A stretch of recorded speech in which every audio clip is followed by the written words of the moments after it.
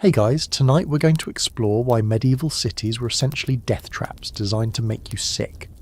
We're talking about urban environments so catastrophically dangerous that simply living in them was like playing Russian roulette with your health every single day. These weren't just inconvenient places to live, they were systematic failures of human planning that turned basic necessities like breathing, eating, and sleeping into potentially deadly activities. So before you get comfortable, take a moment to like the video and subscribe, but only if you genuinely enjoy what I do here. Hey, real quick, tell me where you're watching from and what time it is for you right now. I always love seeing the mix of places and moments we're all sharing, especially before we rewind to a time when the word clean meant something totally different, or didn't exist at all. Safe environments we take for granted today. Now, dim the lights, maybe turn on a fan for that soft background hum, and let's ease into tonight's journey together, straight into the suffocating, disease-ridden world of medieval urban life. We're going to experience firsthand what it was like to live in cities that seemed almost deliberately constructed to destroy human health. One breath, one sip of water, one bite of food at a time.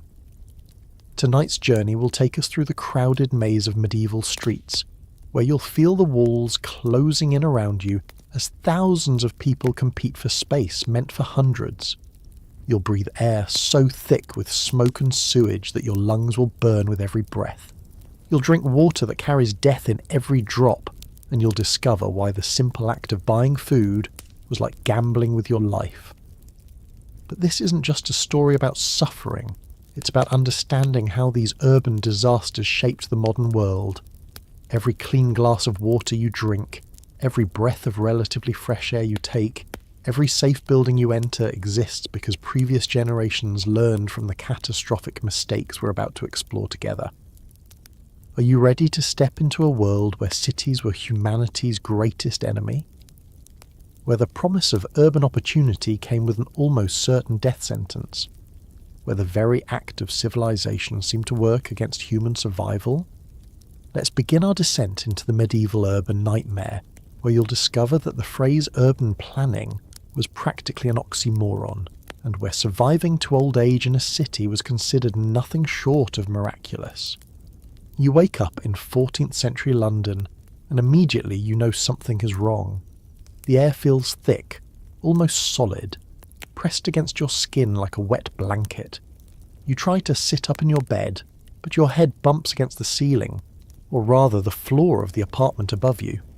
The building you're in is 5 stories tall, but each floor is barely 7 feet high, and the entire structure leans so precariously that you can reach out your window and touch the building across the street. This isn't your private bedroom. You share this space, maybe 10 feet by 12 feet, with your spouse, 3 children, your elderly mother, and 2 other families who rent corner spaces. 12 people living in an area smaller than a modern parking space. You can hear every breath, every whisper, every movement of your neighbours, just as they can hear yours. Privacy is a luxury that simply doesn't exist in this vertical sardine can you call home. You swing your legs over the side of your shared bed and immediately step on someone's foot. There's a brief, muffled argument in the darkness, but everyone's too tired to sustain it. This is normal, this is life.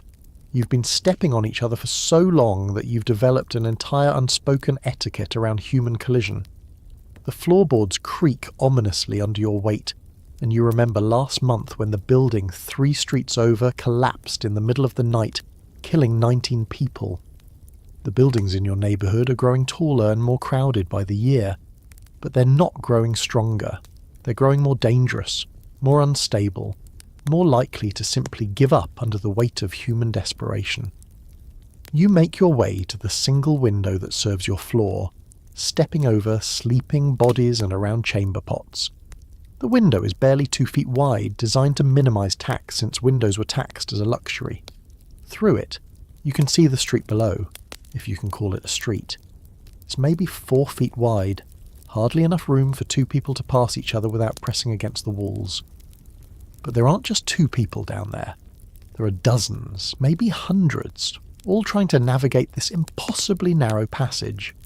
You watch as a man carrying a barrel of fish collides with a woman leading two pigs, causing a chain reaction of collisions that backs up traffic for blocks.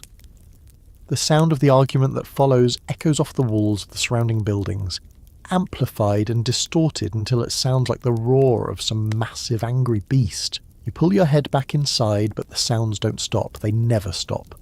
Day and night, the city produces a constant symphony of human noise, shouting, arguing, crying, laughing, coughing, retching, praying, cursing.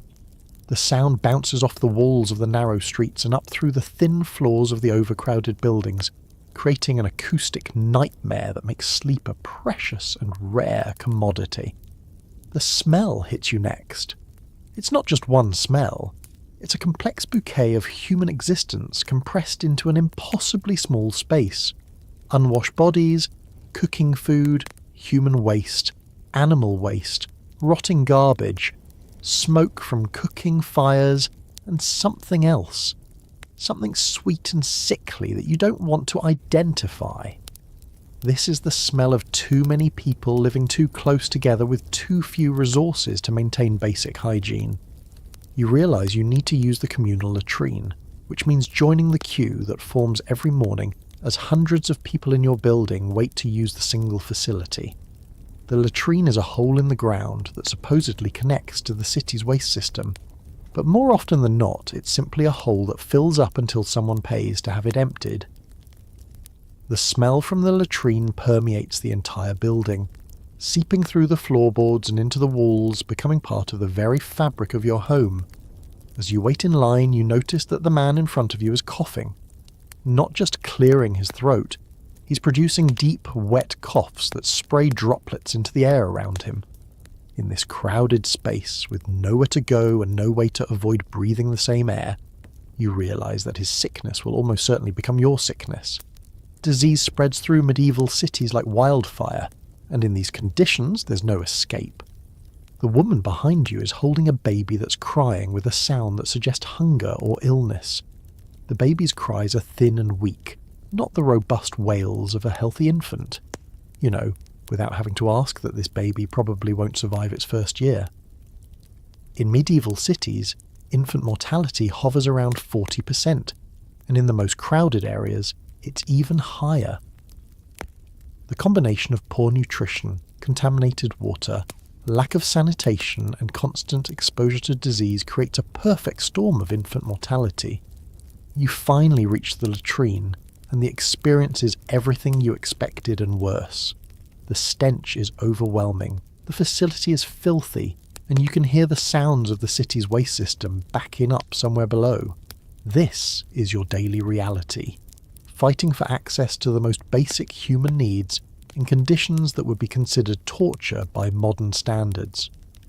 When you emerge from the building onto the street, the situation doesn't improve. The narrow passageway is packed with people, animals, and carts, all trying to move in different directions. You're immediately swept up in the crowd, pressed against strangers, unable to control your own movement. The walls of the buildings rise up on either side of you, blocking out most of the sunlight and creating a perpetual twilight at street level. You try to make your way to the market, but progress is slow. Every few feet, you're forced to stop as the crowd backs up behind some obstacle. A broken cart, a fallen animal, a fight between merchants. During these stops, you're pressed so tightly against other people that you can feel their heartbeats, smell their breath, and share their diseases. Personal space is not just a luxury in medieval cities, it's an impossibility.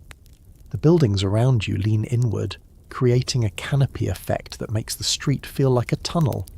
Some buildings lean so far that they're actually supported by the buildings across the street. You're walking through a maze of unstable architecture, where the buildings themselves seem to be slowly collapsing inward, trying to crush the life out of the narrow spaces between them. As you walk, you notice that many of the people around you show signs of illness. Pale skin, sunken eyes, persistent coughs, skin conditions, and a general appearance of malnutrition. This isn't a few unfortunate individuals. This is the normal state of medieval urban dwellers.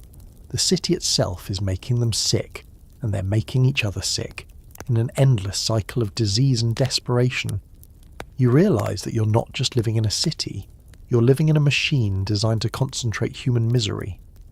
Every decision about how to build, how to organise space, how to manage resources seems to have been made with the specific goal of creating the most unhealthy conditions possible.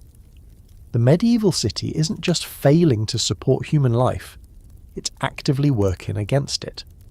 By the time you reach the market, you're exhausted, stressed, and already feeling the effects of breathing polluted air and being pressed against sick people.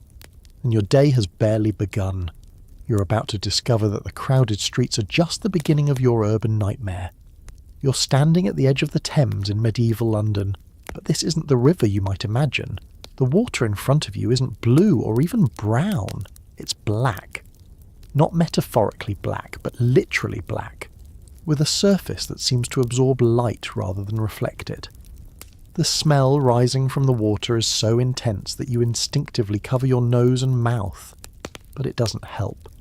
The stench seems to penetrate your entire being, coating your throat and filling your lungs with every breath.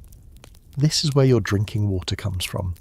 You watch as a man upstream empties a bucket into the river. You can't see exactly what he's dumping, but you can imagine. Chamber pots, kitchen waste, the contents of the city's overflowing latrines. Everything that medieval London doesn't want ends up in the Thames. The river has become the city's toilet, its garbage dump, and its water supply all at the same time. A woman approaches the riverbank next to you carrying 2 wooden buckets. She's here to collect water for her family's daily needs: drinking, cooking, washing. She lowers her buckets into the black water, and you watch as thick, oily substances swirl around the rim. When she lifts the buckets out, the water inside is murky and contains floating particles that you don't want to identify. "Is that safe to drink?" you ask her, knowing it's a foolish question. She looks at you as if you've asked whether the sky is blue. "It's water," she says simply. "It's what we have." You follow her back into the city, watching as she navigates the narrow streets with her buckets of contaminated water. This water will be used to make bread, to cook vegetables, to brew ale, and yes, to drink directly. There's no alternative. The city has no clean water system, no treatment facilities, no understanding of water purification. What comes out of the river goes directly into the bodies of the city's residents. But the river isn't the only source of contamination. As you walk through the streets, you notice that the ground beneath your feet is soft and squishy, despite the fact that it hasn't rained in days. The streets themselves have become repositories for human waste. You watch as a window opens 3 stories above you and someone shouts "Guardy, Lou!" a warning that they're about to empty a chamber pot into the street. You jump aside just in time to avoid a cascade of liquid waste that spatters across the cobblestones where you were just standing. The waste doesn't disappear. It joins the existing layer of filth that covers the street, creating a permanent carpet of human excrement that's been building up for decades. This is the medieval waste management system. Throw it out the window and hope it flows downhill toward the river. There's no sanitation department, no waste collection, no treatment of any kind. The city produces thousands of gallons of human waste every day, and it all ends up either in the streets or in the water supply. You decide to follow the path of waste through the city, starting with a visit to one of the public latrines. The smell becomes overwhelming before you even see the building. The latrine is a simple structure built over a pit, but the pit was full years ago.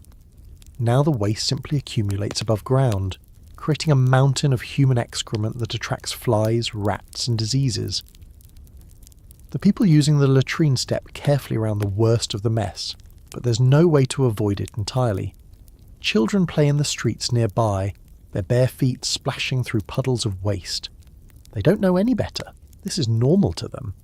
This is what streets look like in medieval cities. You notice that many of the buildings have small channels cut into their foundations, designed to direct waste away from the building and into the street. These channels are clogged with solid waste, creating backups that flood the ground floors of buildings with sewage. People live in these buildings, sleep in these rooms, prepare food in these kitchens, even as wastewater seeps through the floorboards and walls. The waste collection system, such as it is, relies on professional waste carriers called gong farmers.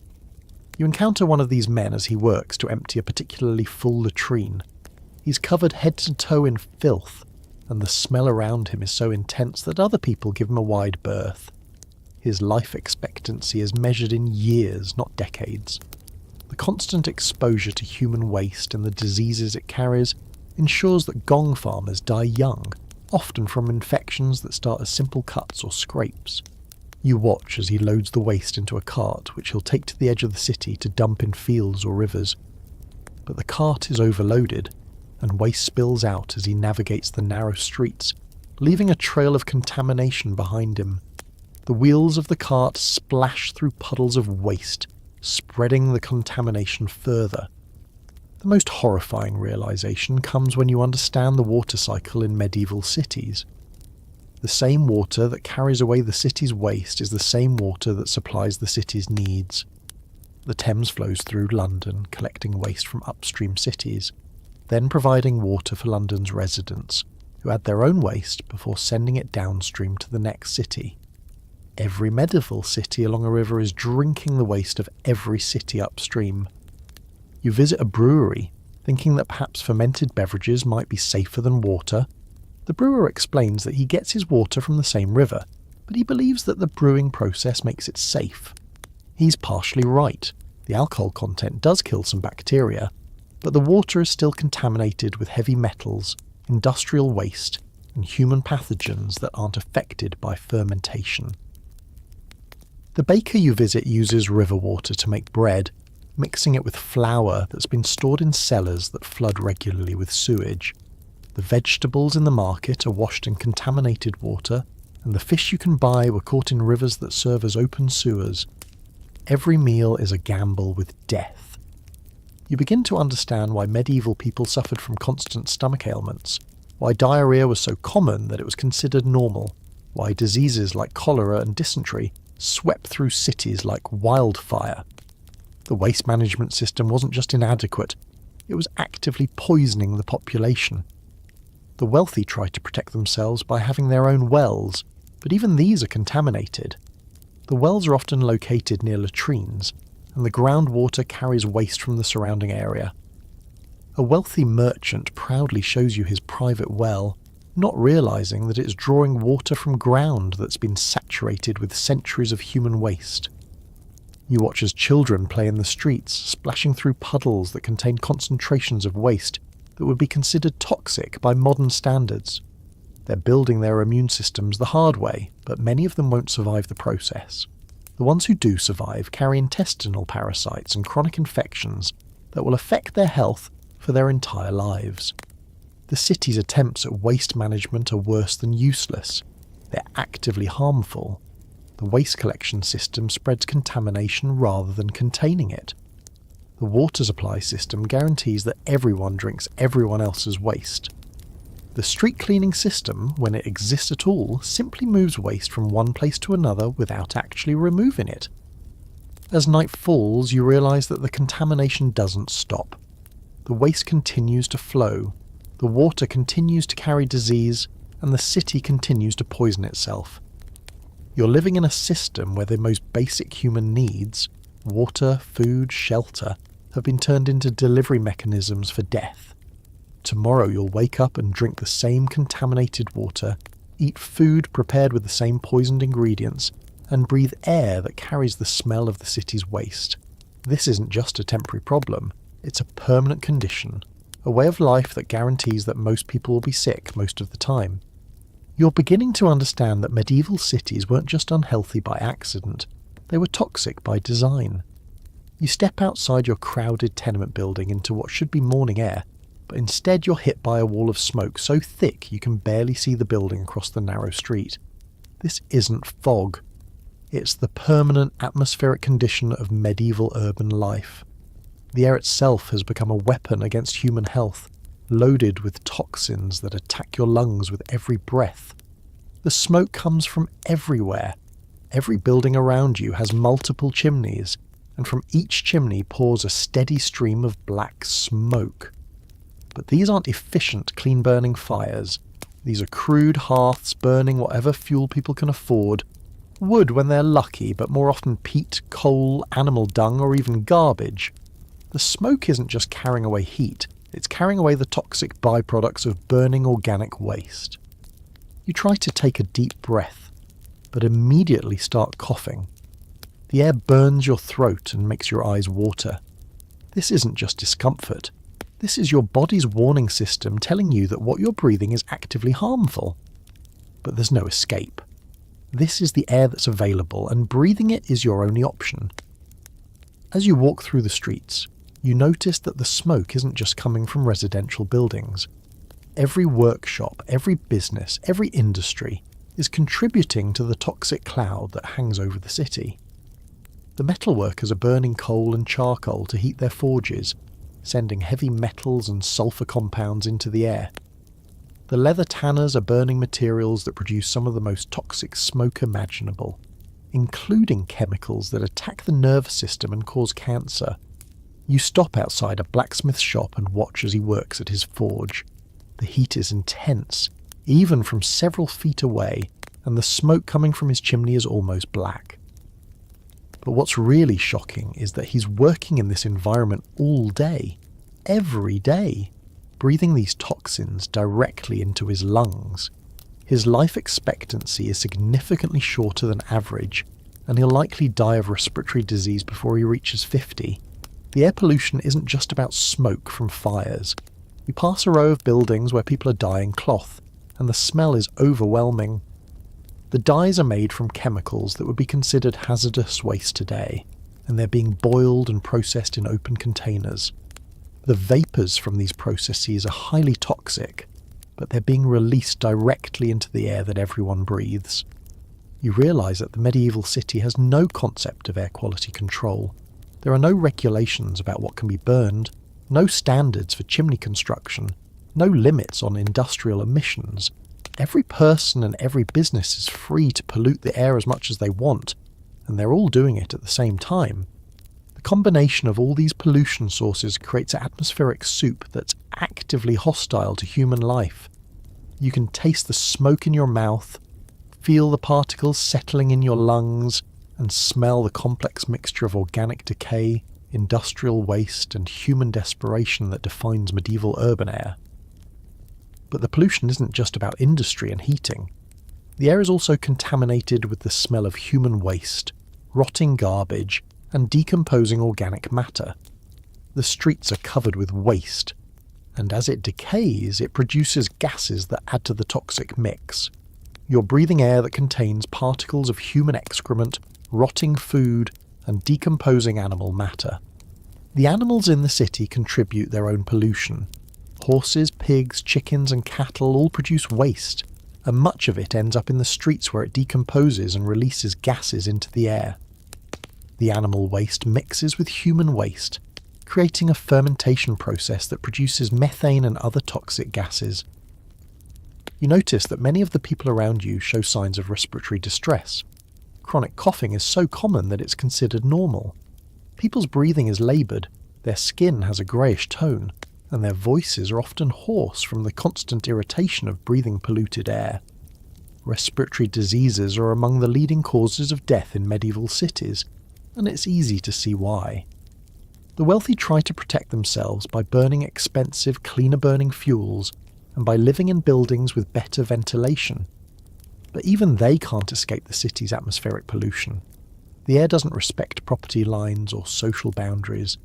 The smoke from the poor neighbourhoods drifts into the rich neighbourhoods, and the industrial pollution affects everyone. You visit a wealthy merchant's house expecting to find cleaner air, but you're disappointed. The air inside is certainly better than the air outside, but it's still contaminated with smoke from the household fires and the general pollution that penetrates every building. The merchant's family suffers from the same respiratory ailments as everyone else, just to a lesser degree. The pollution is particularly dangerous for children and elderly people. You watch as children play in the streets, their small lungs struggling to process the toxic air. Many of them develop chronic respiratory conditions that will affect them for their entire lives. The elderly, whose immune systems are already compromised, are particularly vulnerable to the effects of air pollution. You begin to understand why medieval people believed that bad air caused disease. They were right, the air was making them sick. But their understanding of the mechanism was wrong. They believed that miasma, bad-smelling air, carried disease through some mysterious process. They didn't understand that the air was actually physically toxic, loaded with particles and chemicals that damaged the respiratory system and compromised the immune system. The medieval response to air pollution was to burn more things, thinking that smoke would drive away the bad air. This made the problem worse, not better. They would burn herbs, incense and other materials in an attempt to purify the air, but all they were doing was adding more pollution to an already toxic atmosphere. You realise that the air pollution in medieval cities wasn't just an inconvenience, it was a mass poisoning event that lasted for centuries. Every breath taken by every person in the city was potentially harmful.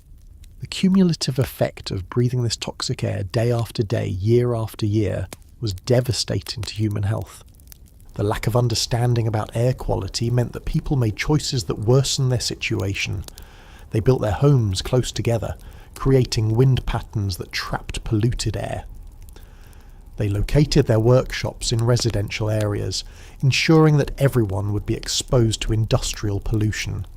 They burned whatever fuel they could afford, regardless of how toxic the smoke might be. As evening approaches, the air pollution gets worse. More fires are lit for cooking and heating, more industrial processes begin their evening shift, and the smoke from all these sources combines to create a toxic fog that blankets the city.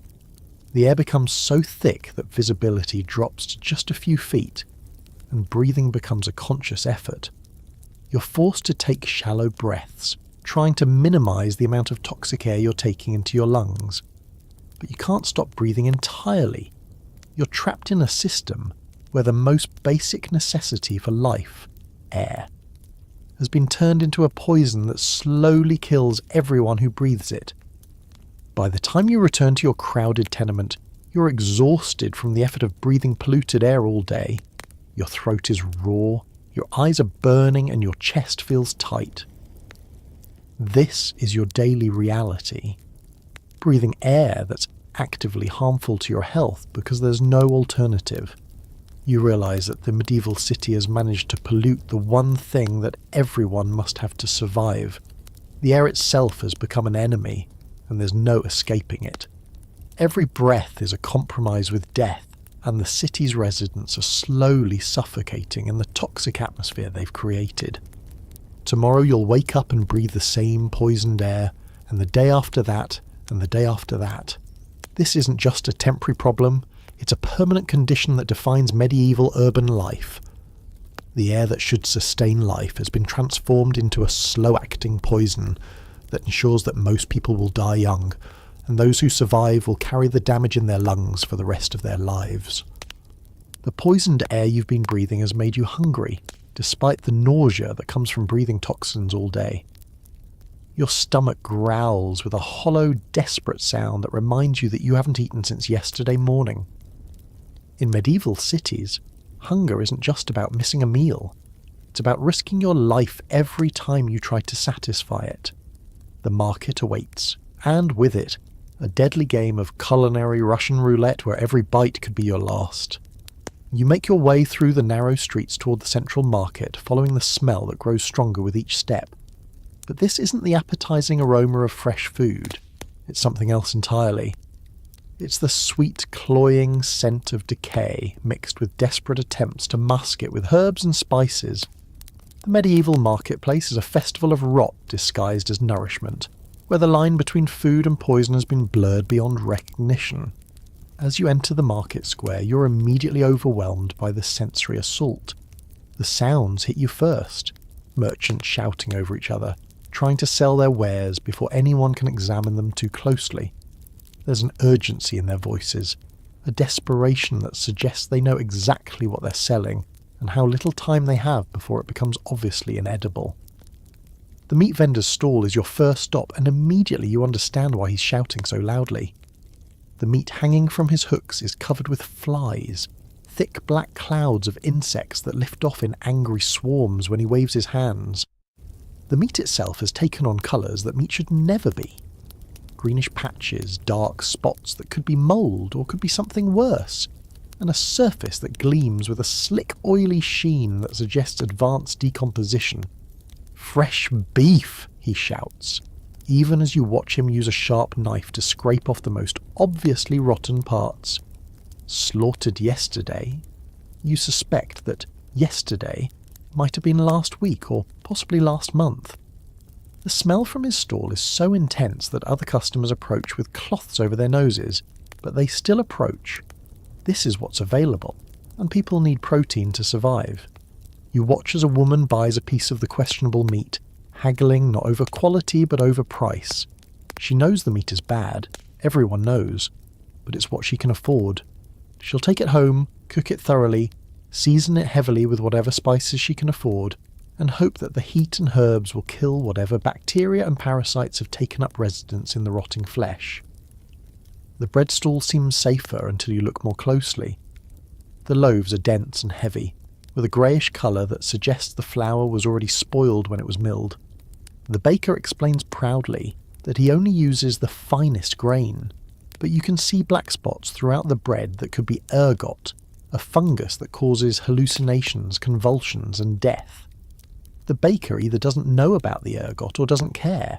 Grain is expensive and he can't afford to throw away a batch just because it's contaminated with deadly fungus. You examine a loaf more closely and notice that it's moving slightly. Not just settling or cooling, actually moving. There are insects inside the bread, beetles and weevils that were ground up with the grain and baked right into the loaf. The baker notices your hesitation and quickly covers the moving loaf with a cloth. "Mixed grain," he says cheerfully. "Very nutritious." The vegetable vendors seem to offer safer options until you realise that their produce is washed in the same contaminated water you encountered at the river. The lettuce leaves are brown at the edges and wilted, having been stored in cellars that flood regularly with sewage. The root vegetables are covered with dirt that contains human waste, and many of them show signs of rot and insect damage. You watch as a vendor carefully arranges his apples, putting the least rotten ones on top and hiding the worst specimens underneath. When customers pick up the top apples to examine them, he quickly discourages close inspection. "Very fresh," he insists, even as you can see fruit flies swarming around the pile. The apples that look best on the surface are soft and brown inside, having been stored in conditions that guarantee rapid decomposition. The dairy vendor's stall is perhaps the most dangerous of all. In an age before refrigeration, milk and cheese become breeding grounds for deadly bacteria within hours of production. The milk she's selling has been sitting in wooden buckets since early morning, and it's now afternoon. The surface of the milk has begun to separate and curdle, and there's a sour smell that suggests bacterial growth is well underway. "Fresh from this morning," she claims, but you can see that the milk has already begun to turn. She offers you a taste, ladling the questionable milk into a wooden cup that hasn't been properly cleaned since it was made. The cup itself is stained and scarred, with cracks that harbour bacteria and remnants of previous tastings.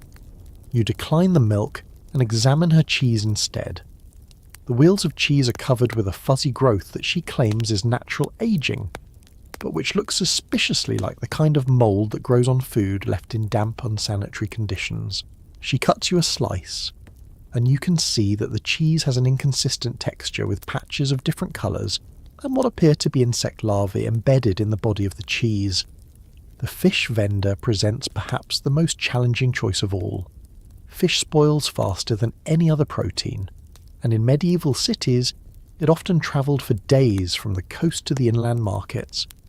The fish on display have cloudy eyes, gills that have turned brown and a smell that makes your eyes water. Their scales are dull and many are missing, and some of the fish have begun to fall apart from decomposition. The vendor tries to maintain the fiction that his fish are fresh by constantly rearranging them and splashing them with water. but the water he's using comes from the same contaminated sources as everything else in the city. He's not preserving the fish, he's adding more bacteria to an already dangerous product. You notice that the most successful food vendors aren't necessarily selling the safest food. They're selling the most heavily spiced and seasoned food. The spices serve a dual purpose. They mask the taste and smell of spoilage, and they provide some antibacterial properties that might reduce the risk of food poisoning. But spices are expensive, so only the wealthy can afford food that's been treated with enough spices to make spoiled ingredients relatively safe. The poor buy the cheapest food available, which is inevitably the most dangerous. They purchase meat that's obviously rotten, bread that's contaminated with fungus, vegetables that have been grown in contaminated soil and washed in polluted water. They know the risks, but they have no choice. Hunger is immediate and certain, while food poisoning is only probable. You watch as families make impossible choices between different types of contaminated food. A mother examines a piece of cheese that's clearly spoiled, calculating whether it's safer than the obviously rotten meat she could buy for the same price. Her children wait beside her, their faces showing the hunger that makes these terrible choices necessary. The wealthy have more options, but even they can't escape the fundamental problem of medieval food safety. The rich merchant you observe buying food can afford better cuts of meat and fresher vegetables, but the underlying system is so contaminated that even the best available food carries significant risks. His meat may have been slaughtered more recently, but it was still processed in unsanitary conditions and stored without refrigeration. His vegetables may be fresher, but they were still grown in contaminated soil and washed in polluted water. You begin to understand why medieval people suffered from chronic digestive problems, why food poisoning was so common that it was considered a normal part of life, why life expectancy was so low even for those who survived childhood. The food system wasn't just failing to nourish people, it was actively poisoning them on a daily basis. The lack of food safety regulations means that vendors can sell literally anything as food. You see merchants selling grain that's been contaminated with rat droppings, calling it mixed grain. You watch as vendors add sawdust to flour to increase its weight, or water down milk to increase its volume. These aren't occasional frauds. They're standard business practices in a system where survival depends on making a profit from whatever materials are available. The preservation methods available in medieval times are primitive and often counterproductive. Meat is preserved by salting, but the salt often contains impurities that add new contaminants to the food. Smoking preserves some foods, but adds carcinogenic compounds. Fermentation can preserve food, but also creates opportunities for dangerous bacteria to multiply if the process isn't carefully controlled. As evening approaches and the market begins to close, you watch as vendors try to unload their most questionable merchandise at reduced prices. The food that was merely suspicious in the morning has become obviously dangerous by evening, but vendors continue to sell it to customers who can't afford anything better. The cycle of contamination continues as spoiled food is purchased, consumed, and converted into the waste that will contaminate tomorrow's water supply. You leave the market with a profound understanding of why medieval people viewed eating as a necessary risk rather than a pleasure. Every meal was a gamble with death, every bite a potential invitation to disease. The food system had become a mechanism for distributing poison rather than nutrition, and the people trapped within it had no choice but to participate in their own slow destruction. The hunger in your stomach remains, but it's now accompanied by a deep understanding of why medieval life was so precarious. The basic necessities of life, air, water, and now food, had all been transformed into threats to human survival. You're beginning to see that medieval cities weren't just uncomfortable places to live. They were systematic death traps disguised as centres of civilization. You wake up in your crowded tenement with a fever. It started as a slight headache yesterday, but now your forehead burns with heat that seems to radiate from deep inside your skull. Your throat feels like you've been swallowing glass, and there's a persistent ache in your joints that makes every movement painful. In the modern world, you might stay home from work and rest, In medieval cities, you're about to discover that illness isn't a private matter, it's a community catastrophe waiting to explode. The 12 people sharing your cramped living space immediately notice your condition. There's no privacy for sickness in medieval cities, just as there's no privacy for anything else. Your fever-induced sweating is immediately apparent to everyone around you, and the sound of your laboured breathing cuts through the thin walls and shared air of your overcrowded home. Within hours, your symptoms have spread to 3 other people in your room.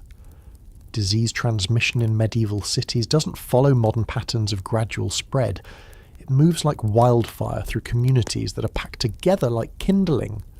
The woman sleeping next to you develops the same fever and throat pain. The elderly man in the corner begins the same painful coughing that's been keeping you awake. The child who shares your sleeping area starts showing the telltale signs of whatever illness has taken hold of you. This is how disease works in medieval cities. One person's illness becomes everyone's illness, usually within a matter of days or even hours. You try to continue your daily routine because staying home sick isn't an option. When missing work means missing meals. You drag yourself out into the narrow streets, spreading your illness to everyone you encounter. The crowds that seemed merely uncomfortable before now seem actively hostile. Every person you brush against is a potential victim of whatever disease you're carrying, and every person who brushes against you is a potential carrier of something even worse. The air that was already difficult to breathe becomes torture when you're sick. Your inflamed throat and congested lungs struggle to process the smoke and pollution that define medieval urban air. Every breath is painful, but stopping breathing isn't an option. You're trapped in a system where the air itself seems designed to make your illness worse. You make your way to the public well, hoping that water might help your fever, but the contaminated water that you've been drinking is probably what made you sick in the first place. The well serves hundreds of families, and everyone who uses it brings their diseases with them. The bucket that's passed from person to person carries not just water, but the residue of every illness in the neighbourhood. As you wait in line for water, you notice that almost everyone around you shows signs of illness. Chronic coughing is so common that it provides a constant background soundtrack to daily life. Skin conditions, digestive problems, and respiratory ailments are visible on almost every person you encounter. What you initially thought was your personal health crisis turns out to be the normal state of medieval urban life. A man in front of you suddenly collapses, convulsing violently on the ground. The people around him step back, not in horror, but in routine recognition. This is what advanced illness looks like in medieval cities. Sudden, dramatic and public. There's no medical emergency response system, no ambulances, no hospitals equipped to handle crisis situations. The man convulses in the dirt street while life around him continues with barely a pause. You help carry the convulsing man to what passes for medical care in medieval cities. A combination plague house, hospital, and death chamber run by religious orders. The building that serves as the city's medical facility is itself a source of disease rather than a cure. The smell that hits you when you enter tells you everything you need to know about medieval medical care. The facility is overcrowded with sick people lying on straw mattresses that haven't been changed in weeks. The air inside is thick with the smell of unwashed bodies, infected wounds and human waste. There's no ventilation system, no separation between different types of illnesses, no understanding of how diseases spread from person to person. The sickest patients lie next to people with minor ailments, ensuring that everyone will be exposed to the worst diseases present in the facility. The medical staff consists of religious volunteers who have no medical training, and a few individuals who call themselves physicians, but whose knowledge is based on ancient texts rather than practical experience. They treat all illnesses with the same basic approaches: bloodletting, purging, and prayer. These treatments are not just ineffective, they're actively harmful, weakening patients who are already struggling to survive. You watch as a physician treats the convulsing man by cutting open his arm and allowing blood to flow into a bowl. The theory is that illness is caused by an imbalance of bodily fluids. and that removing blood will restore balance. In reality, the bloodletting weakens the patient further and increases his risk of death. The instruments used for bloodletting haven't been cleaned between patients, so the physician is also spreading diseases from previous patients to new ones. The facility has no understanding of quarantine or isolation. Patients with highly contagious diseases lie next to patients with non-contagious conditions, ensuring maximum disease transmission. A woman with what appears to be tuberculosis coughs openly in a room full of people with other ailments. Her infected droplets settle on other patients, spreading her disease throughout the facility. You realise that the medical facility isn't treating disease, it's incubating and spreading it. People enter with one illness and leave with several others, if they leave at all. The mortality rate in the facility is higher than the mortality rate for people who stay home and receive no treatment, but people continue to come because they have no other options. The understanding of disease in medieval cities is based on theories that are not just wrong but dangerous. Physicians believe that illness is caused by bad air, or imbalances in bodily fluids or punishment from God. These theories lead to treatments that make patients sicker rather than better. The concept of germs, bacteria or viral transmission is completely unknown, so no efforts are made to prevent the spread of disease. You watch as physicians prescribe treatments that would be considered torture by modern standards. Patients are forced to drink concoctions made from animal waste, heavy metals and toxic plants. Their skin is burned with hot irons to release evil humours. They're fed diets that worsen their nutritional deficiencies and weaken their immune systems further. The wealthy can afford private physicians, but the treatments they receive are just as dangerous as those given to the poor. Wealthy patients are subjected to more elaborate versions of the same harmful procedures, more extensive bloodletting, more expensive but equally toxic medications, more complex but equally useless treatments. Money can't buy effective medical care in a world where effective medical care doesn't exist. You begin to understand why disease outbreaks in medieval cities are so devastating. The combination of overcrowding, poor sanitation, contaminated food and water, and harmful medical practices creates perfect conditions for epidemics. When plague arrives in a medieval city, it doesn't just kill some people, it kills substantial portions of the population. The Black Death that swept through medieval Europe wasn't an unusual event. It was the inevitable result of urban systems that were designed to maximize disease transmission. Cities like yours serve as perfect breeding grounds for deadly diseases, and when those diseases mutate into particularly virulent forms, they spread with devastating speed through populations that have no effective defences. You watch as families are destroyed by illnesses that could be easily treated with modern medicine. Children die from infections that antibiotics could cure in days. Adults die from diseases that proper nutrition and sanitation could prevent entirely. Elderly people die from complications that basic medical knowledge could manage effectively. The psychological toll of living in constant fear of disease is as damaging as the physical effects of the diseases themselves. Everyone you know has lost family members to illness. Everyone lives with the knowledge that any day could bring the onset of a disease that will kill them slowly and painfully. The mental stress of this constant threat weakens immune systems and makes people more vulnerable to the diseases they fear. As you leave the medical facility, you're sicker than when you entered. You've been exposed to diseases you didn't have before, and your original illness has been worsened by the stress and poor conditions of the facility. But you've also gained a deeper understanding of why medieval cities were such dangerous places to live. The disease isn't just a personal health problem, it's a systemic failure of urban planning, medical knowledge, and social organisation.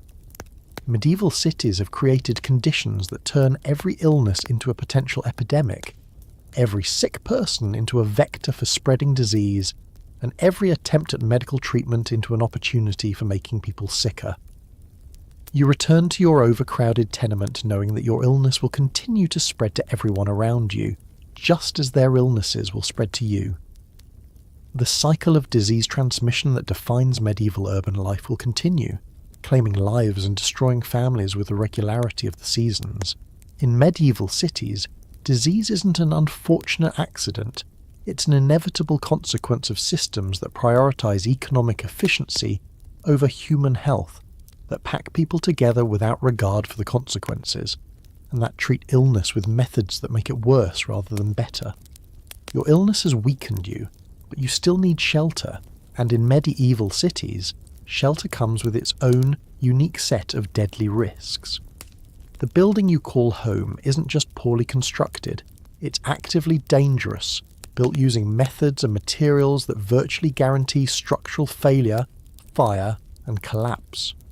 You're about to discover that medieval urban architecture wasn't just inadequate, it was a systematic attempt to create the most dangerous living conditions possible, while housing the maximum number of people in the minimum amount of space. The building you live in is 5 stories tall, but it wasn't designed to be 5 stories tall. It started as a 2-story structure, but as demand for housing increased and land became more expensive, previous owners simply kept adding floors on top. Each new floor was built by different builders using different techniques, creating a patchwork structure that defies basic principles of engineering and physics. You can feel the building sway when the wind blows. This isn't a gentle, designed movement like modern skyscrapers. This is the dangerous swaying of a structure that's fundamentally unstable. The foundation was designed to support 2 stories, but it's now carrying the weight of 5 stories plus the weight of dozens of people and their possessions. The mathematical certainty is that the building will eventually collapse. The only question is when. The walls of your building are made from whatever materials were cheapest and most readily available when each section was built. The ground floor might be stone, the second floor timber and clay, the third floor mostly wood, and the upper floors constructed from scraps and salvaged materials. These different materials expand and contract at different rates, creating stress points where the building is constantly working against itself. You examine the wooden beams that support your floor, and what you see is terrifying. The wood is riddled with holes from insects that have been eating the structural elements of the building for years. Some beams are so damaged by wood-eating beetles that they are hollow inside, held together only by a thin shell of wood that could give way at any moment. The builders use green wood, freshly cut timber that hadn't been properly dried, so the beams have been warping and cracking as they dried in place. The mortar holding the stone portions of the building together is made from lime, sand and water, but medieval builders often used whatever sand was available, including sand contaminated with salt, organic matter, and other materials that weaken the mixture. Much of the mortar has crumbled away over the years, leaving stones held in place by gravity and hope rather than any binding agent. You notice that many of the windows in your building have been bricked up or filled with rubble. This isn't to keep out the cold. It's because the openings have become structural weaknesses as the building has settled and shifted.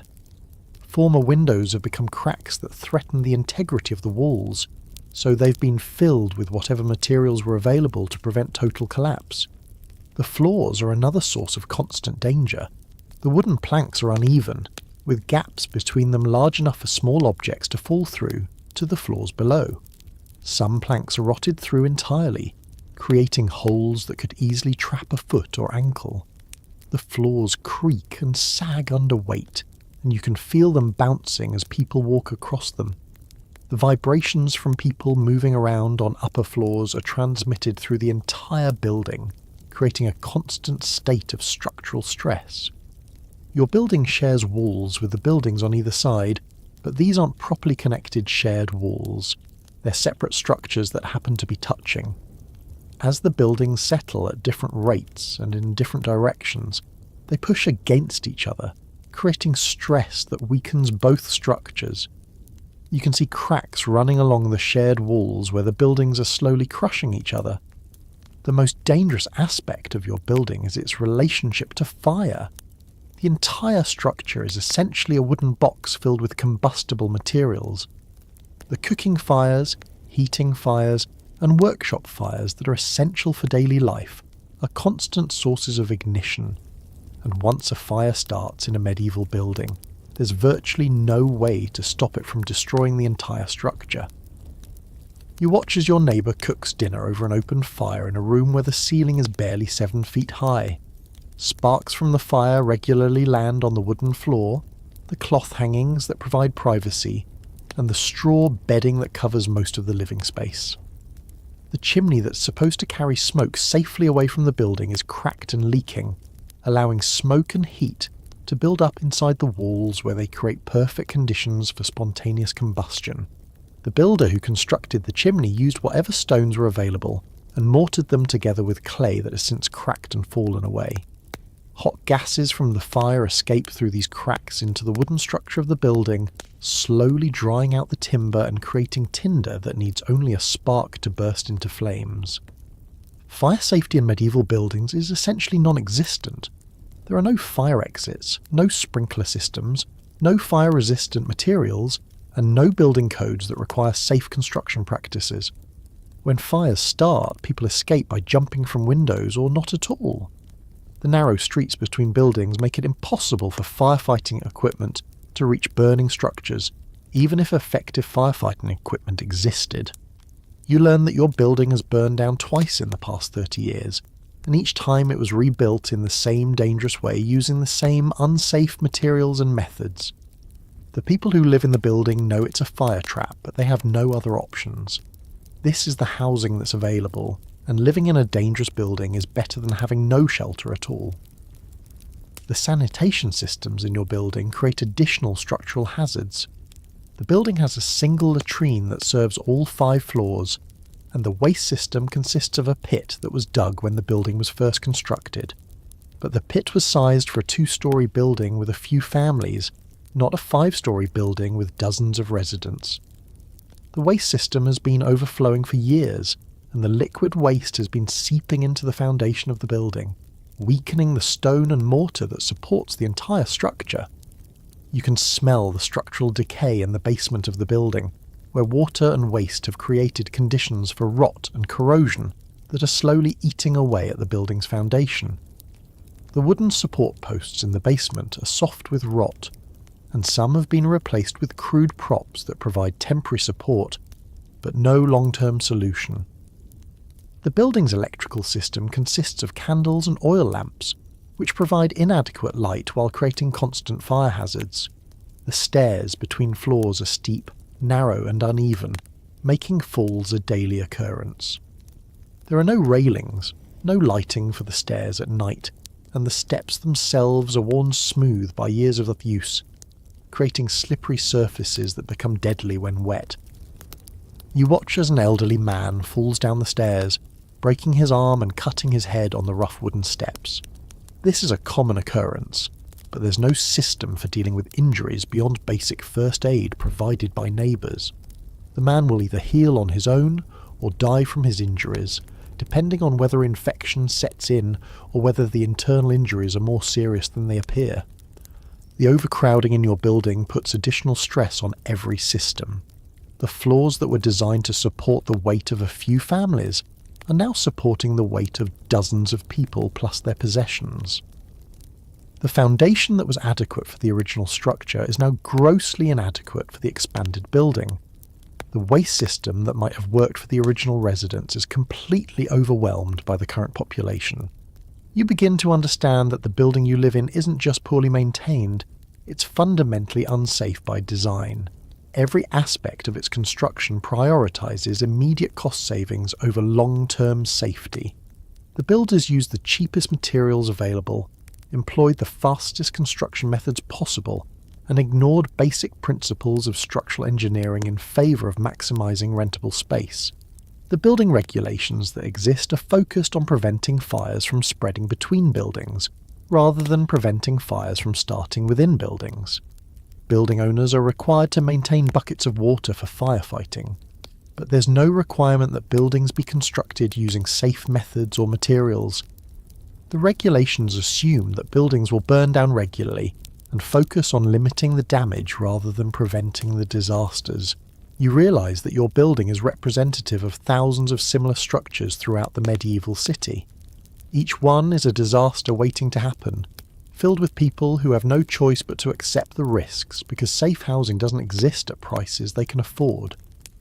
The combination of overcrowding, poor construction, inadequate maintenance, and constant fire hazards creates conditions where building collapses and fires are not just possible but inevitable.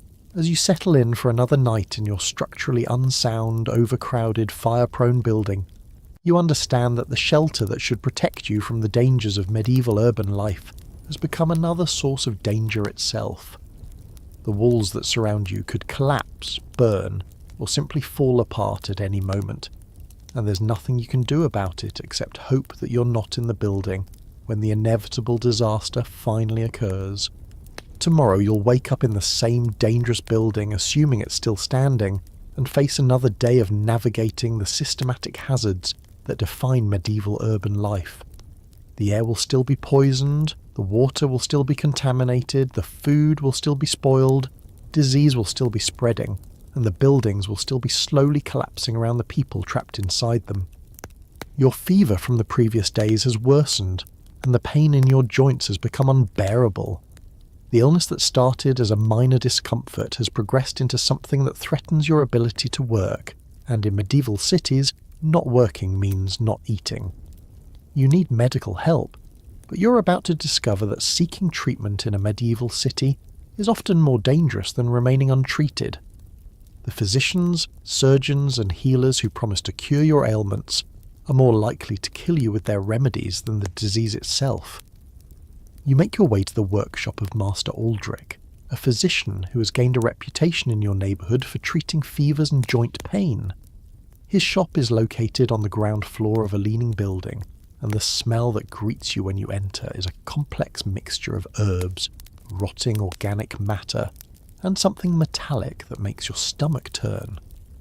The shelves are lined with jars containing substances that look more like ingredients for poison than medicine. Master Aldrich examines you by looking at your tongue, feeling your forehead, and examining your urine, which he requires you to produce in a glass vessel that hasn't been cleaned since the last patient used it. His diagnosis is immediate and confident. You suffer from an excess of hot, moist humours that have created an imbalance in your bodily fluids. The treatment he prescribes is bloodletting, followed by purging, followed by a regimen of medicines that he assures you will restore the proper balance to your body. The bloodletting begins immediately. Master Aldrich produces a sharp knife that shows stains from previous patients and makes a deep cut in your arm, allowing blood to flow into a wooden bowl. The theory behind this treatment is that illness is caused by corrupted blood, and that removing the bad blood will allow your body to produce fresh, healthy blood. In reality, you're losing blood that your already weakened body needs to fight off infection and disease. As your blood flows into the bowl, Master Aldrich explains that the amount of blood to be removed depends on your condition, your age, and the phase of the moon. He believes that bloodletting during certain lunar phases is more effective than at other times. The knife he uses hasn't been cleaned between patients, so whatever diseases his previous patients carried are now being introduced directly into your bloodstream through the open wound. After what feels like a dangerous amount of blood loss, Master Aldrich bandages your arm with a cloth that appears to have been used for the same purpose many times before. The bandage is stained with old blood and other substances, and it hasn't been washed between uses. The wound he's created in your arm is now covered with a cloth that's likely to introduce new infections into your already compromised system. The next phase of treatment involves purging your digestive system with a mixture of herbs and minerals that Master Aldrich prepares while you watch. He combines wormwood, mercury, antimony, and several other substances into a paste that he then mixes with wine. The mercury and antimony are toxic heavy metals that will poison your system, but medieval medicine considers them essential for driving out disease. You're required to drink the entire mixture, despite its bitter taste and the immediate burning sensation it creates in your throat and stomach. Within minutes, you begin experiencing violent nausea and diarrhea. Master Aldrich assures you that this is a sign that the medicine is working, that the toxins are being driven from your body. In reality, your body is trying to expel the poison you've just consumed, but the effort is weakening you further and making your original illness worse. the purging continues for hours, leaving you dehydrated, weak, and unable to keep down even water. Master Aldrich explains that this is normal and necessary, that your body must be completely cleansed of corrupted humours before healing can begin. He provides you with additional doses of the mercury-containing mixture to ensure that the purging continues for several days. While you're weakened by the bloodletting and poisoned by the purging medicines, Master Aldrich begins the third phase of your treatment, the application of external remedies. He produces a heated iron rod from his fire and explains that he must burn specific points on your skin to release the evil humours that are trapped beneath the surface. The burns he creates are not small or superficial. They're deep, painful wounds that will take weeks to heal and will likely become infected. The heated iron creates the smell of burning flesh as it's applied to your skin, and the pain is so intense that you nearly lose consciousness. Master Aldrich interprets your reaction as proof that the treatment is reaching the source of your illness. He creates several burns on your arms, chest, and back, explaining that each burn serves a specific purpose in rebalancing your bodily humours. After the burning is complete, Master Aldrich applies poultices made from animal dung, urine, and various herbs to the burned areas. He explains that these substances will draw out the corruption that has been released by the burning process. The poultices are held in place by bandages that, like everything else in his workshop, haven't been properly cleaned between uses. The final phase of your treatment involves a regimen of medicines that you must take daily for several weeks. These medicines contain a variety of toxic substances, including lead, arsenic, mercury, and various plant extracts that are poisonous in the concentrations being prescribed. Master Aldrich assures you that these medicines will complete the rebalancing of your humours and restore you to perfect health. You leave Master Aldrich's workshop significantly sicker than when you entered. The bloodletting has weakened your immune system. The purging has dehydrated you and disrupted your digestive system. The burns have created new wounds that are likely to become infected, and the medicines you're required to take are slowly poisoning you with heavy metals and toxic compounds. But Master Aldrich is considered one of the better physicians in your area. His treatments are based on the most advanced medical knowledge available in medieval times, and his methods are consistent with what's taught at the few medical schools that exist. The problem isn't that he's a bad physician. It's that medieval medicine is based on theories that are not just wrong, but actively harmful. You decide to seek a second opinion from a barber surgeon, a practitioner who combines haircutting with minor surgical procedures. The barber surgeon's shop is identifiable by the red and white striped pole outside, which represents the blood and bandages that are central to his practice. Inside, you find a man who's simultaneously cutting hair and performing surgery on different patients. The barber surgeon's approach to your illness is different but equally dangerous. He believes that your symptoms are caused by a blockage in your body's natural channels and that surgery is required to restore proper flow. He proposes to cure your joint pain by cutting open the affected joints and draining the corrupted fluids that he believes have accumulated inside them. The surgical instruments he shows you are crude metal tools that haven't been cleaned since they were made. There's no understanding of sterilization or infection control, so the same instruments are used on multiple patients without any cleaning between procedures. The surgery he proposes will be performed without anesthesia, using restraints to hold you still while he cuts into your joints. You decline the surgery and instead visit an apothecary, hoping that perhaps herbal remedies might be safer than the treatments offered by physicians and surgeons. The apothecary shop is filled with jars, bottles, and containers holding every substance that medieval medicine considers potentially useful. The apothecary examines your symptoms and recommends a combination of treatments that he assures you are entirely natural and therefore safe. The natural remedies he prescribes include extracts from plants that are highly toxic, such as belladonna, foxglove, and mandrake. He explains that these plants contain powerful healing properties, but he doesn't understand that they also contain compounds that can cause hallucinations, heart problems, and death. The dosages he recommends are based on medieval theories about plant properties, rather than any understanding of how these compounds actually affect the human body. The apothecary also recommends treatments involving animal products that are equally dangerous. He suggests that you consume powdered unicorn horn, which is actually ground up narwhal tusk or rhinoceros horn, to purify your blood. He prescribes medicines made from ground pearls, which he believes will strengthen your constitution, and recommends wearing amulets made from various stones that he claims will protect you from future illness. You begin to understand that every form of medical treatment available in medieval cities is based on theories that range from merely ineffective to actively lethal. The bloodletting weakens patients who need their strength to fight disease. The purging dehydrates and malnourishes people who are already struggling with poor nutrition. The burning creates new wounds that become infected. The medicines contain poisons that accumulate in the body and cause additional health problems. The wealthy can afford more elaborate treatments, but these are often more dangerous rather than more effective. Wealthy patients receive larger doses of toxic medicines, more extensive bloodletting, more elaborate surgical procedures, and more complex combinations of harmful treatments. Money buys access to more medical attention, but more medical attention in medieval times often means more opportunities to be harmed by treatment.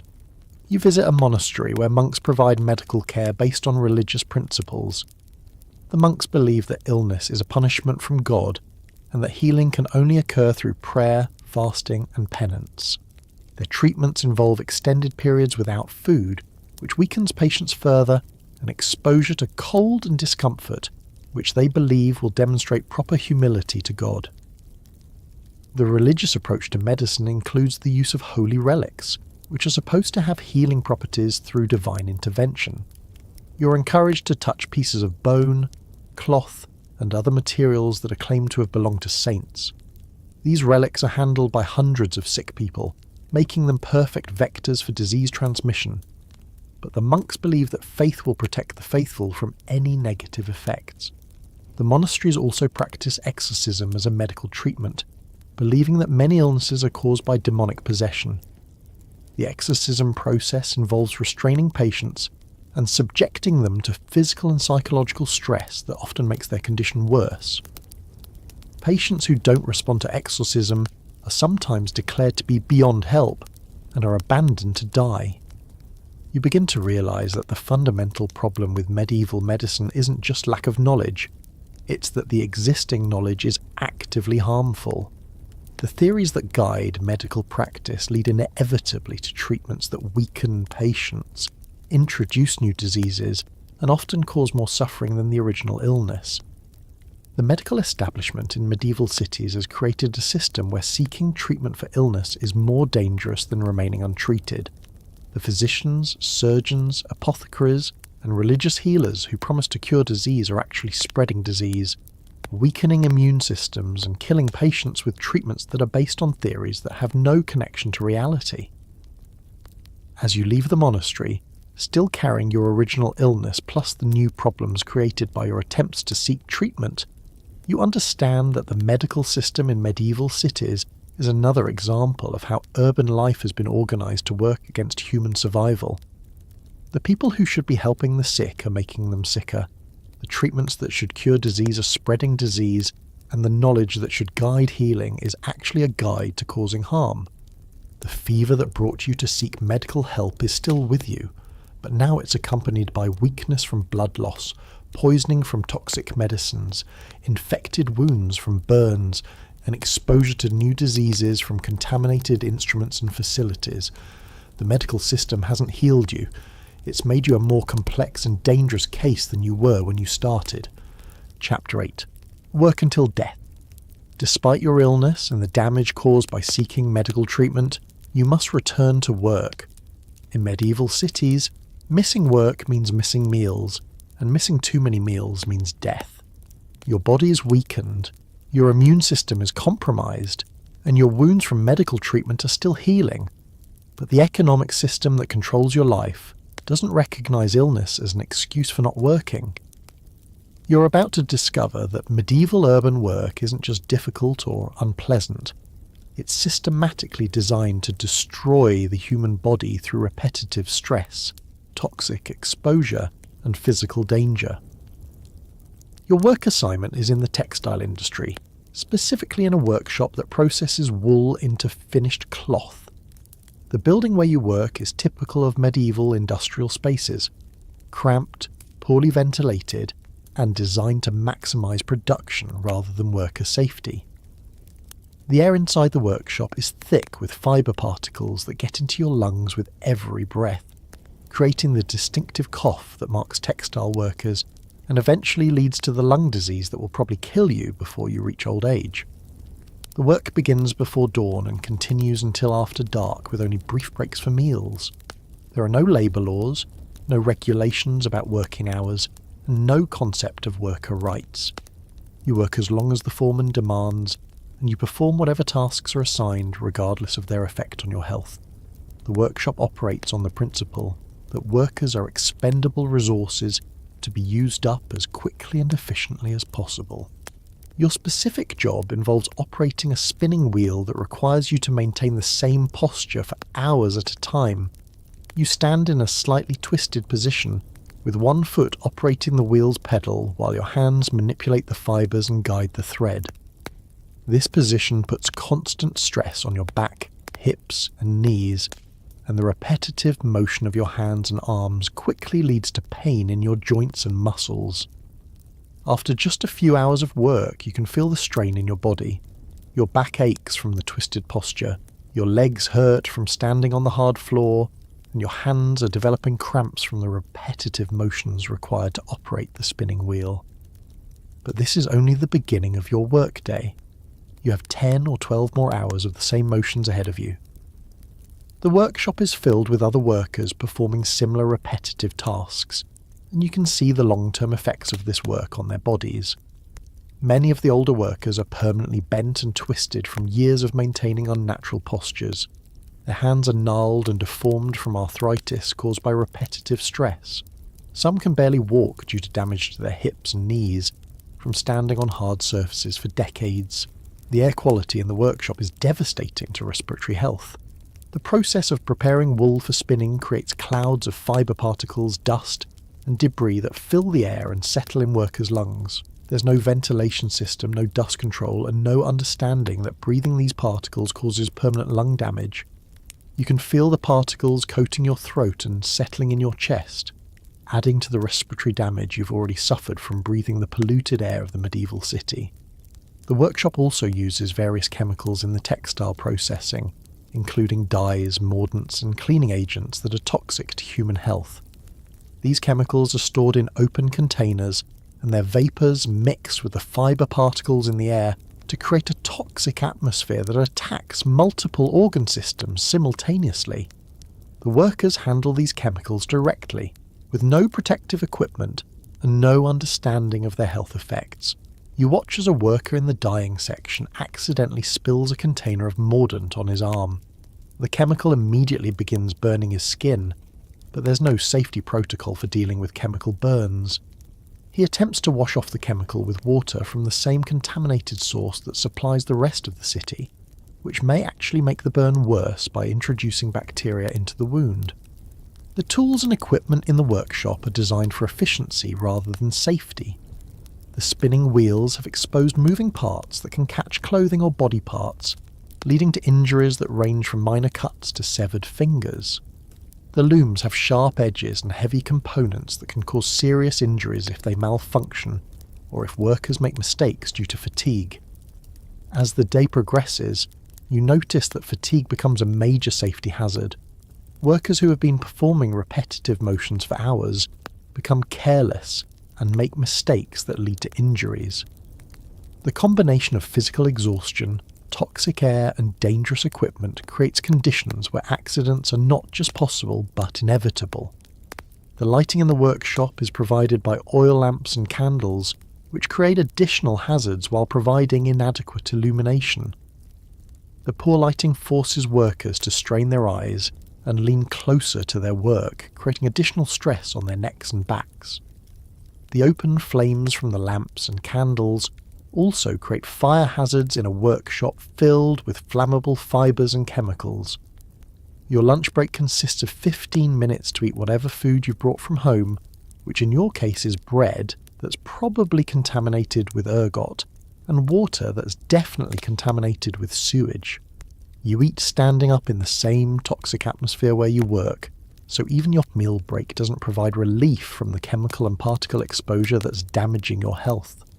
The economic structure of medieval urban work ensures that workers can't refuse dangerous assignments or demand safer working conditions. You're paid by the piece rather than by the hour, which means that any time spent on safety precautions reduces your income. Workers who complain about dangerous conditions or refuse hazardous assignments are simply replaced by others who are desperate enough to accept any work at any risk. You observe workers in other parts of the textile operation who face even more dangerous conditions. The fulling operation, where cloth is cleaned and thickened, requires workers to stand knee-deep in chemical solutions that burn their skin and create toxic vapours that damage their respiratory systems. The workers' legs are covered with chemical burns and sores, but they continue working because stopping means starvation. The apprenticeship system that trains new workers is itself a form of systematic abuse. Young apprentices are required to perform the most dangerous and physically demanding tasks while receiving minimal pay and no training in safety procedures. They're exposed to toxic chemicals, dangerous machinery, and repetitive stress injuries from the beginning of their careers, ensuring that they'll suffer permanent damage before they're old enough to understand the risks they're taking. Child labour is common in the textile workshops, with children as young as 6 or 7 working alongside adults in the same toxic conditions. Their smaller bodies are more vulnerable to chemical exposure and repetitive stress injuries, and their developing respiratory systems are particularly susceptible to damage from breathing fibre particles and toxic vapours. You watch as a child working at a loom struggles to reach the upper portions of the mechanism, stretching her body into unnatural positions that will cause permanent damage to her spine and joints. She's been working in the textile industry since she was old enough to walk, and her growth has been stunted by malnutrition, toxic exposure, and the physical stress of industrial work. The workshop operates with no consideration for seasonal variations in temperature or humidity. During summer, the combination of body heat from dozens of workers, heat from oil lamps and candles, and the natural warmth of the season creates temperatures that are dangerous to human health. Workers collapse from heat exhaustion regularly, but they are expected to resume working as soon as they regain consciousness. Winter brings different hazards, as the workshop becomes cold enough that workers' hands become numb and unresponsive, leading to increased accidents and injuries. The heating system consists of open fires that create additional toxic smoke, while providing uneven warmth that leaves some areas of the workshop dangerously cold, while others become overheated. The waste products from textile production are disposed of in ways that create additional health hazards for workers. Chemical waste is dumped into the same water sources that supply drinking water for the neighbourhood. Fibre waste and other organic debris accumulate in the workshop, creating breeding grounds for rats, insects and bacteria that spread disease among the workers.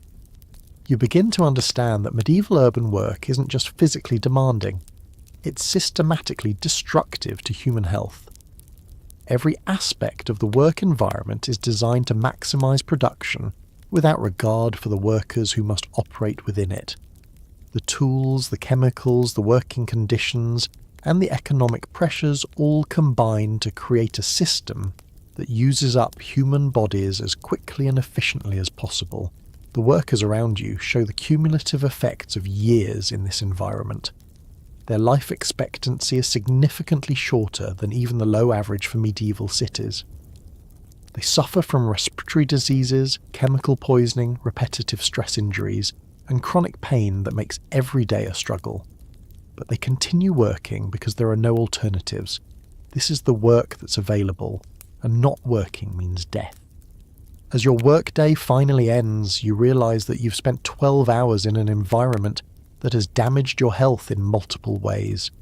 You've breathed toxic particles that have settled in your lungs absorbed chemical vapours through your skin and respiratory system, stressed your joints and muscles through repetitive motions, and exposed yourself to physical dangers that could have resulted in serious injury or death.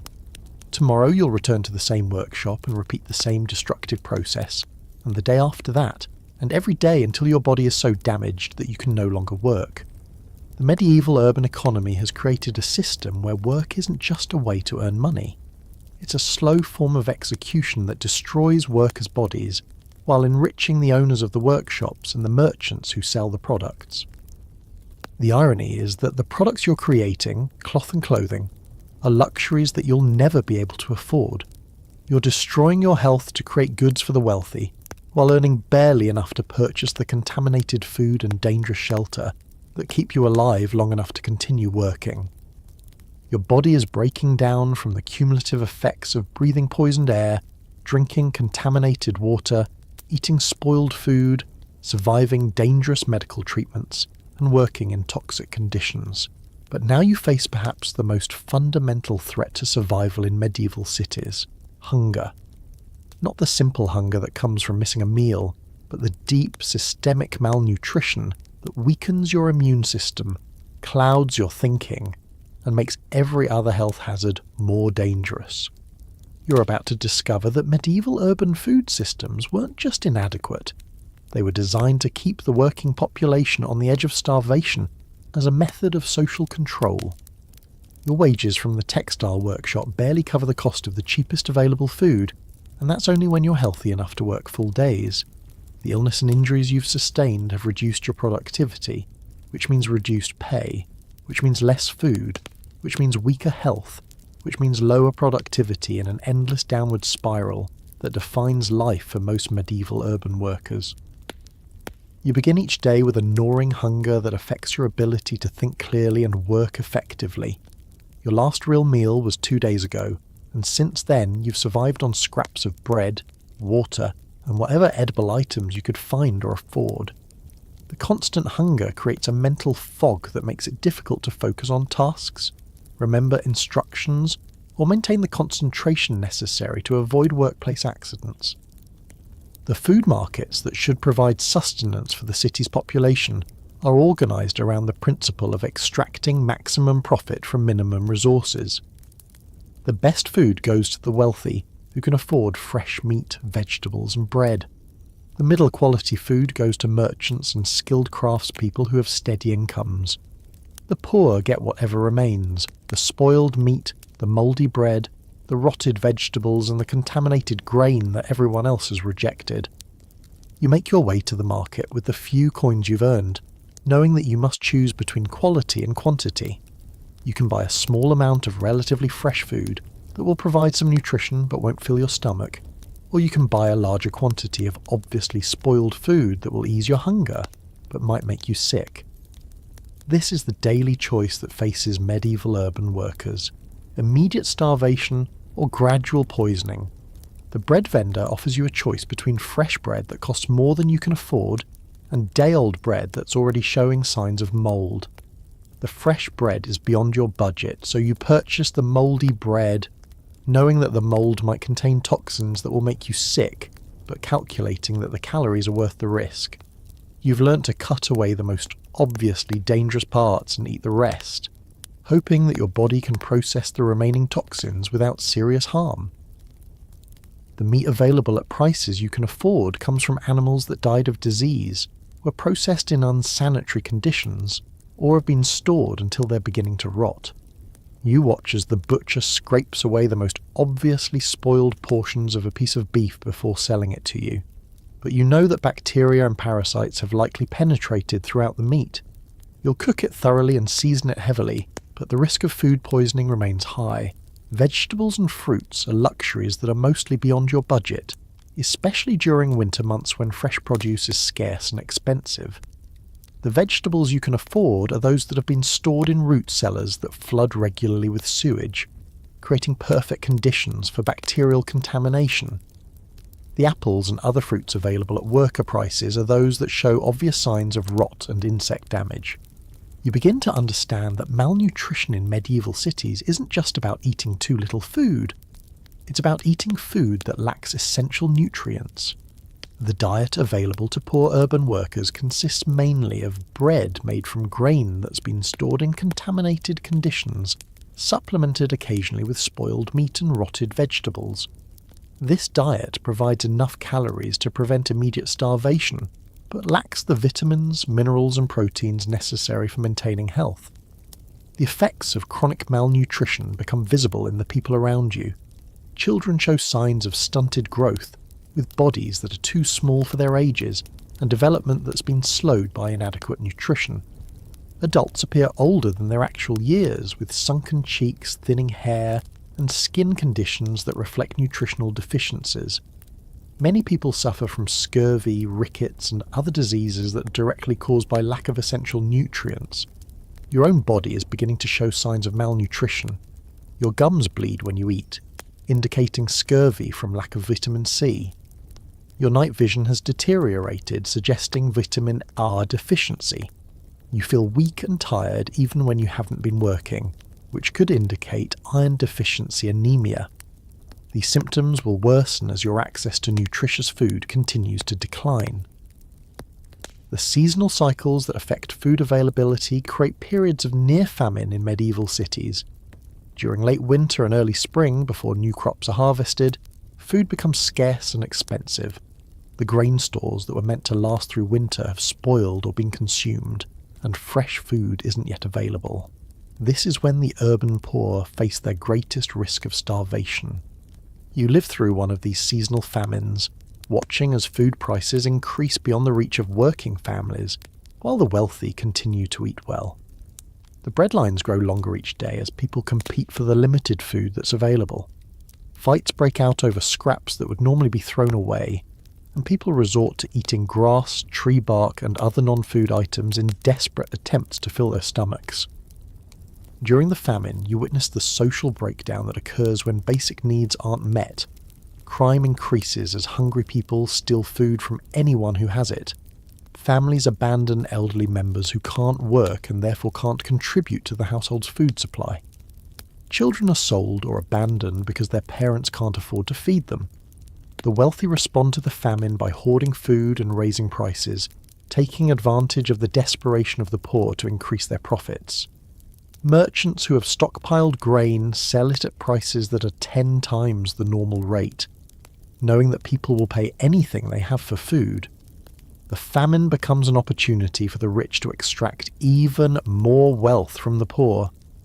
You discover that the food distribution system in medieval cities is designed to maintain inequality rather than ensure adequate nutrition for the population. The guild system that controls food production and distribution operates to protect the interests of merchants and skilled workers, while keeping the unskilled poor in a state of chronic hunger that makes them desperate enough to accept any work at any wage. The brewing and baking guilds control the production of the basic foods that form the foundation of medieval urban diets. These guilds limit production to maintain high prices and restrict membership to prevent competition. The result is a system where essential foods are artificially scarce and expensive, ensuring that workers must spend most of their income on basic nutrition and have no resources left to improve their living conditions or seek better opportunities. Religious institutions that claim to provide charity to the poor actually contribute to the problem of urban hunger. Monasteries and churches collect donations of food and money that are supposedly meant for feeding the hungry. But much of this charity is diverted to support the religious institutions themselves. The food that is distributed to the poor is often the same spoiled and contaminated food that's been rejected by paying customers. You visit a monastery that provides meals to the poor and discover that the charity consists of watery soup made from spoiled vegetables and scraps of meat that's been rejected by other customers. The soup is served in bowls that haven't been properly cleaned, and the eating area is crowded with sick and desperate people who spread diseases to each other while competing for inadequate portions of nutritionally worthless food. The psychological effects of chronic hunger become as debilitating as the physical effects. Constant preoccupation with food makes it difficult to think about anything else, reducing your ability to plan for the future maintain relationships, or engage in activities that might improve your situation. Hunger creates a mental state where immediate survival becomes the only priority, making it impossible to work toward long-term improvements in living conditions. You begin to understand that hunger in medieval cities serves a social and economic function beyond simple resource scarcity. Keeping workers hungry ensures that they'll accept dangerous working conditions, low wages, and poor treatment because the alternative is starvation. Hungry workers don't have the energy or resources to organise, protest, or seek better opportunities. Hunger becomes a tool of social control that maintains the existing power structure. The children growing up in this environment of chronic hunger are particularly vulnerable to permanent damage. Malnutrition during childhood affects brain development, physical growth, and immune system function in ways that can't be reversed later in life. The children you see in medieval cities are smaller, weaker, and less intelligent than they would be if they had access to adequate nutrition, creating a permanent underclass of people whose potential has been destroyed by hunger. As you struggle with your own hunger, you realise that food scarcity in medieval cities isn't primarily caused by natural limitations or agricultural failures. It's caused by a deliberate system of distribution that prioritises profit over human survival. There's enough food available to feed the urban population adequately, but that food is controlled by people who benefit from keeping others hungry. The combination of hunger with all the other health hazards you've experienced, poisoned air, contaminated water, dangerous working conditions, harmful medical treatments and unsafe housing, creates a situation where survival itself becomes unlikely. Each problem makes the others worse, creating a downward spiral that's almost impossible to escape once it begins. Tomorrow you'll wake up hungry again, and you'll face the same impossible choices between immediate starvation and gradual poisoning. The medieval urban food system will continue to offer you contaminated, nutritionally inadequate food at prices that force you to choose between eating and meeting your other basic needs. The hunger that weakens your body and clouds your mind will make you more vulnerable to disease, accidents, and exploitation, ensuring that your situation continues to deteriorate until hunger, disease, or workplace accidents finally end your struggle for survival in the medieval urban nightmare. The hunger that gnaws at your weakened body is nothing compared to the desperation you feel when you realise that children are experiencing the same systematic destruction you've witnessed throughout medieval urban life, but with even less ability to protect themselves. You encounter a group of children playing in the narrow street outside your tenement, and what you see isn't the carefree play of childhood, but a grim preview of lives that will likely end before they reach adulthood. These children aren't just vulnerable to the same hazards that threaten adult survival. They're experiencing additional dangers that are specific to their age and size, creating a childhood that's defined by suffering, exploitation, and premature death. The children playing in the street range in age from perhaps 4 to 12 years old, but it's difficult to determine their exact ages because malnutrition has stunted their growth and aged their faces beyond their years. They're significantly smaller than children of the same ages would be in a world with adequate nutrition, and their bodies show the visible signs of chronic hunger: thin limbs, swollen bellies, and the listless movements of people whose bodies are conserving energy for basic survival. You watch as these children engage in games that reflect the harsh realities of their environment. They're not playing with toys. Toys are luxuries that don't exist for poor urban children. Instead, they're playing with refuse and debris from the streets. Broken pottery, scraps of wood, animal bones, and pieces of metal that pose constant risks of cuts and injuries. Their play activities involve mimicking the adult work they'll soon be forced to perform, practicing the repetitive motions and dangerous tasks that will define their working lives. The youngest children, those around 4 or 5 years old, are already working alongside their families in whatever economic activities provide income. You see small children helping their parents sort through garbage to find items that can be resold, exposing them to the same contaminated waste that threatens adult health, while adding the extra vulnerability that comes from developing immune systems and smaller body masses that concentrate toxins more effectively. A little girl who appears to be about 6 years old is working with her mother in a dyeing operation, handling chemicals that burn adult skin and create toxic vapours that damage adult respiratory systems. Her small hands are already stained and scarred from chemical exposure, and her breathing has the laboured quality that suggests respiratory damage. She's been working in this toxic environment since she was old enough to walk, and her body is accumulating chemical damage that will affect her health for whatever remains of her shortened life. The children you observe show signs of diseases that are particularly devastating to young bodies. Many suffer from rickets, a disease caused by vitamin D deficiency that deforms developing bones and creates permanent skeletal abnormalities. Their legs are bowed, their chests are deformed, and their overall growth is severely compromised. The lack of sunlight in the narrow, smoke-filled streets of medieval cities, combined with malnutrition, creates perfect conditions for rickets to affect most children in poor urban areas. Scurvy is equally common among these children, causing their gums to bleed, their teeth to fall out, and their healing processes to fail. You watch as a young boy tries to eat a piece of hard bread, but his diseased gums make chewing painful, and his loose teeth make proper nutrition impossible. The vitamin C deficiency that causes scurvy is preventable with access to fresh fruits and vegetables, but such foods are luxuries far beyond the reach of poor urban families. The respiratory systems of these children are under constant assault from the toxic air that pervades medieval cities. Their smaller lungs and developing respiratory systems are more vulnerable to damage from smoke, industrial pollution, and airborne particles. Many of the children have persistent coughs that suggest permanent lung damage, and their breathing is often laboured even during periods of rest. The air pollution that challenges adult respiratory systems is devastating to children whose lungs are still developing. Child labour in medieval cities isn't limited to helping with family businesses. Many children work independently in occupations that are specifically designed to exploit their small size and vulnerability.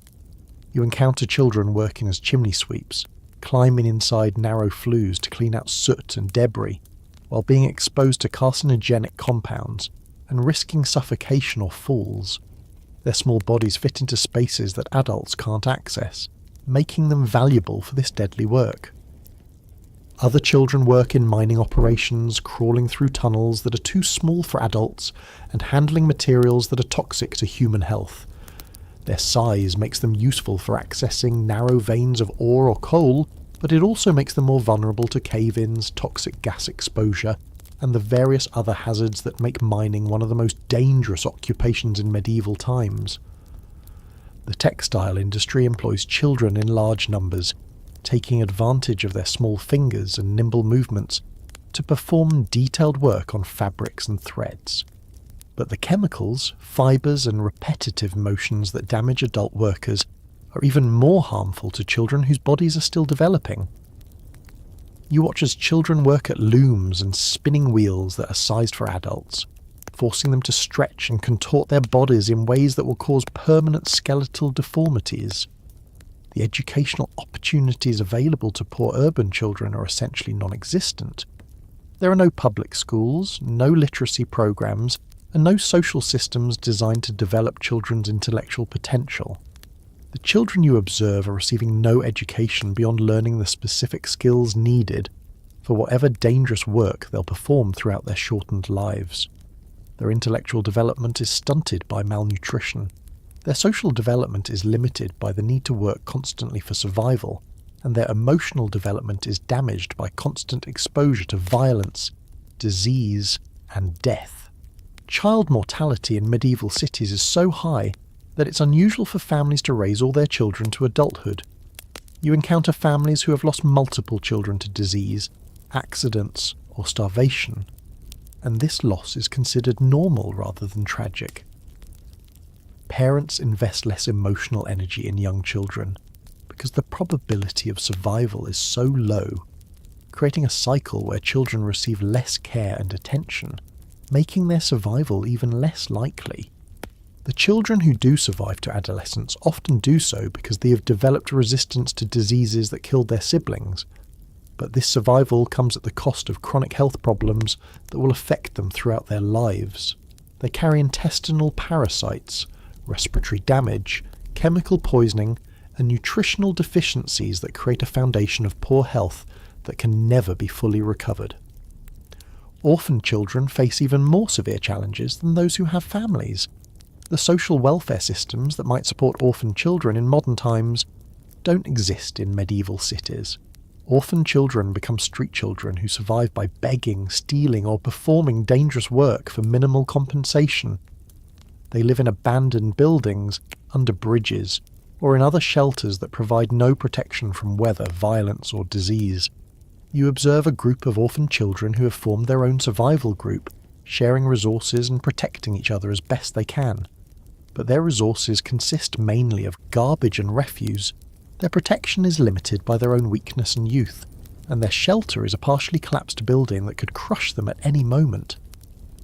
These children are aging rapidly under the stress of constant survival challenges, developing the hardened expressions and suspicious attitudes of much older people. The sexual exploitation of children is another horrific aspect of medieval urban life. Children who have no other means of survival sometimes turn to prostitution, and adults who should protect children instead exploit their vulnerability. Young girls are particularly at risk, often becoming pregnant while still children themselves, creating a cycle where malnourished, diseased children give birth to children who are even more vulnerable to the hazards of medieval urban life. Child abandonment is common in medieval cities, as families who can't afford to feed all their children make desperate choices about which ones to keep and which ones to abandon. You encounter abandoned infants and toddlers who have been left in doorways, churches, or simply in the streets, hoping that someone else will take responsibility for their care. Most abandoned children die within days of being abandoned, but the practice continues because families have no other options when faced with choosing between feeding existing children and taking care of new ones. The psychological development of children in medieval cities is severely damaged by constant exposure to violence, death, and suffering. Children witness public executions, see family members die from disease or starvation, and experience physical violence as a normal part of daily life. This exposure creates children who are emotionally hardened, but also psychologically damaged, unable to form normal social relationships or develop healthy emotional responses to life events. The play activities that should be central to healthy child development are replaced by survival activities that prepare children for lives of dangerous work and early death. Instead of playing games that develop creativity and social skills, children practice the motions they'll need for industrial work. Instead of exploring their environment safely, children learn to navigate dangerous streets filled with waste, violence, and disease. You begin to understand that childhood in medieval cities isn't a protected period of development and growth. It's a brief and often unsuccessful struggle for survival in conditions that are specifically harmful to young developing bodies and minds. The children you observe aren't just small adults. They're victims of a system that treats human development as irrelevant and human potential as worthless. The few children who survive to adulthood carry with them the physical and psychological damage of their childhoods, creating adults who are weakened, diseased, and emotionally damaged before they even begin their adult working lives. The cycle continues as these damaged adults become parents who are unable to provide adequate care for their own children, ensuring that each generation faces the same systematic destruction of human potential. As you watch these children struggle with hazards that challenge adult survival capabilities, you realise that medieval cities aren't just failing to protect children. They're actively destroying childhood itself, turning what should be a period of growth and development into a brief prelude to adult suffering and early death.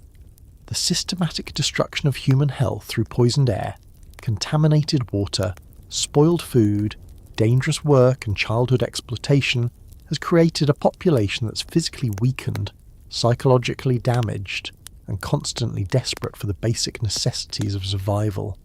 These conditions have turned medieval city streets into battlegrounds where violence isn't an occasional crime but a daily reality, that threatens everyone who ventures outside their dangerous shelters. You're about to discover that the social fabric of medieval urban life is held together not by cooperation and mutual support, but by constant conflict, predation, and the threat of sudden, brutal violence. The morning begins with the sound of fighting in the street below your tenement. This isn't an unusual occurrence, it's the normal soundtrack of medieval urban life. The argument started over access to the public well, but it's quickly escalated into a physical confrontation involving multiple families who are competing for water that's barely adequate for one household. The fighting involves improvised weapons, kitchen knives, wooden clubs, stones, and broken pottery that can inflict serious injuries on people who are already weakened by malnutrition and disease. You watch from your window as the conflict spreads to involve neighbours who weren't originally part of the dispute, but who have grievances of their own, or who simply want to take advantage of the chaos to settle old scores. The violence is brutal and personal, with people using their fists, feet, and whatever weapons they can find to inflict maximum damage on their opponents. There's no concept of proportional response or conflict resolution.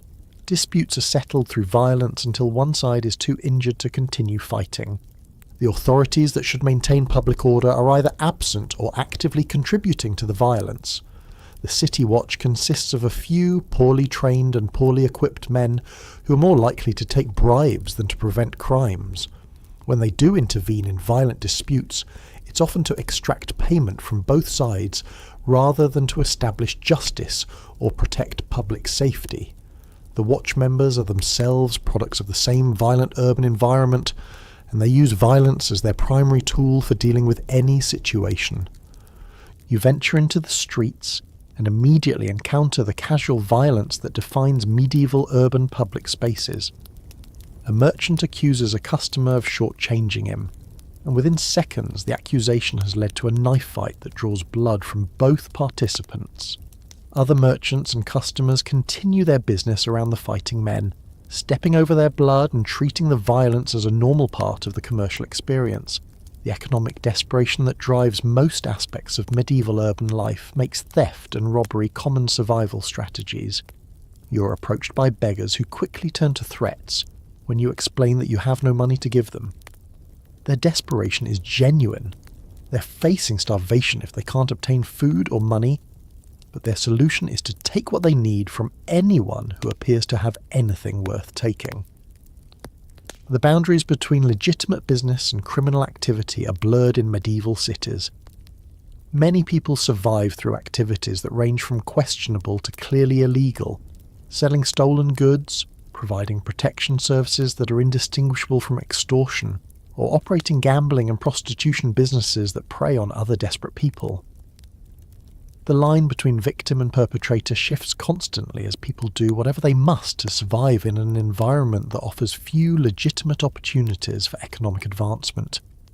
You witness a public execution in the town square, and what you see reveals the relationship between official violence and street violence in medieval cities. The execution is designed to be as brutal and public as possible, with methods of killing that maximise suffering and create spectacles that are intended to deter crime through fear. But instead of deterring violence, these public displays of official brutality normalise violence and teach the population that extreme physical force is an acceptable method for resolving conflicts. The crowd that gathers to watch the execution is enthusiastic and bloodthirsty, cheering for the most violent moments and showing disappointment when the condemned person dies too quickly. This isn't unusual behaviour. It's the normal response of people who have been brutalised by their environment and who have learned to find entertainment in the suffering of others. The public execution becomes a community bonding experience centred around shared enjoyment of violence. The legal system that's supposed to prevent and punish crime is itself corrupt and violent. Justice is available primarily to those who can afford to pay for it, while the poor are assumed to be guilty of whatever crimes they're accused of committing. The methods used to extract confessions include torture that's designed to be so painful that innocent people will confess to crimes they didn't commit rather than endure continued torture.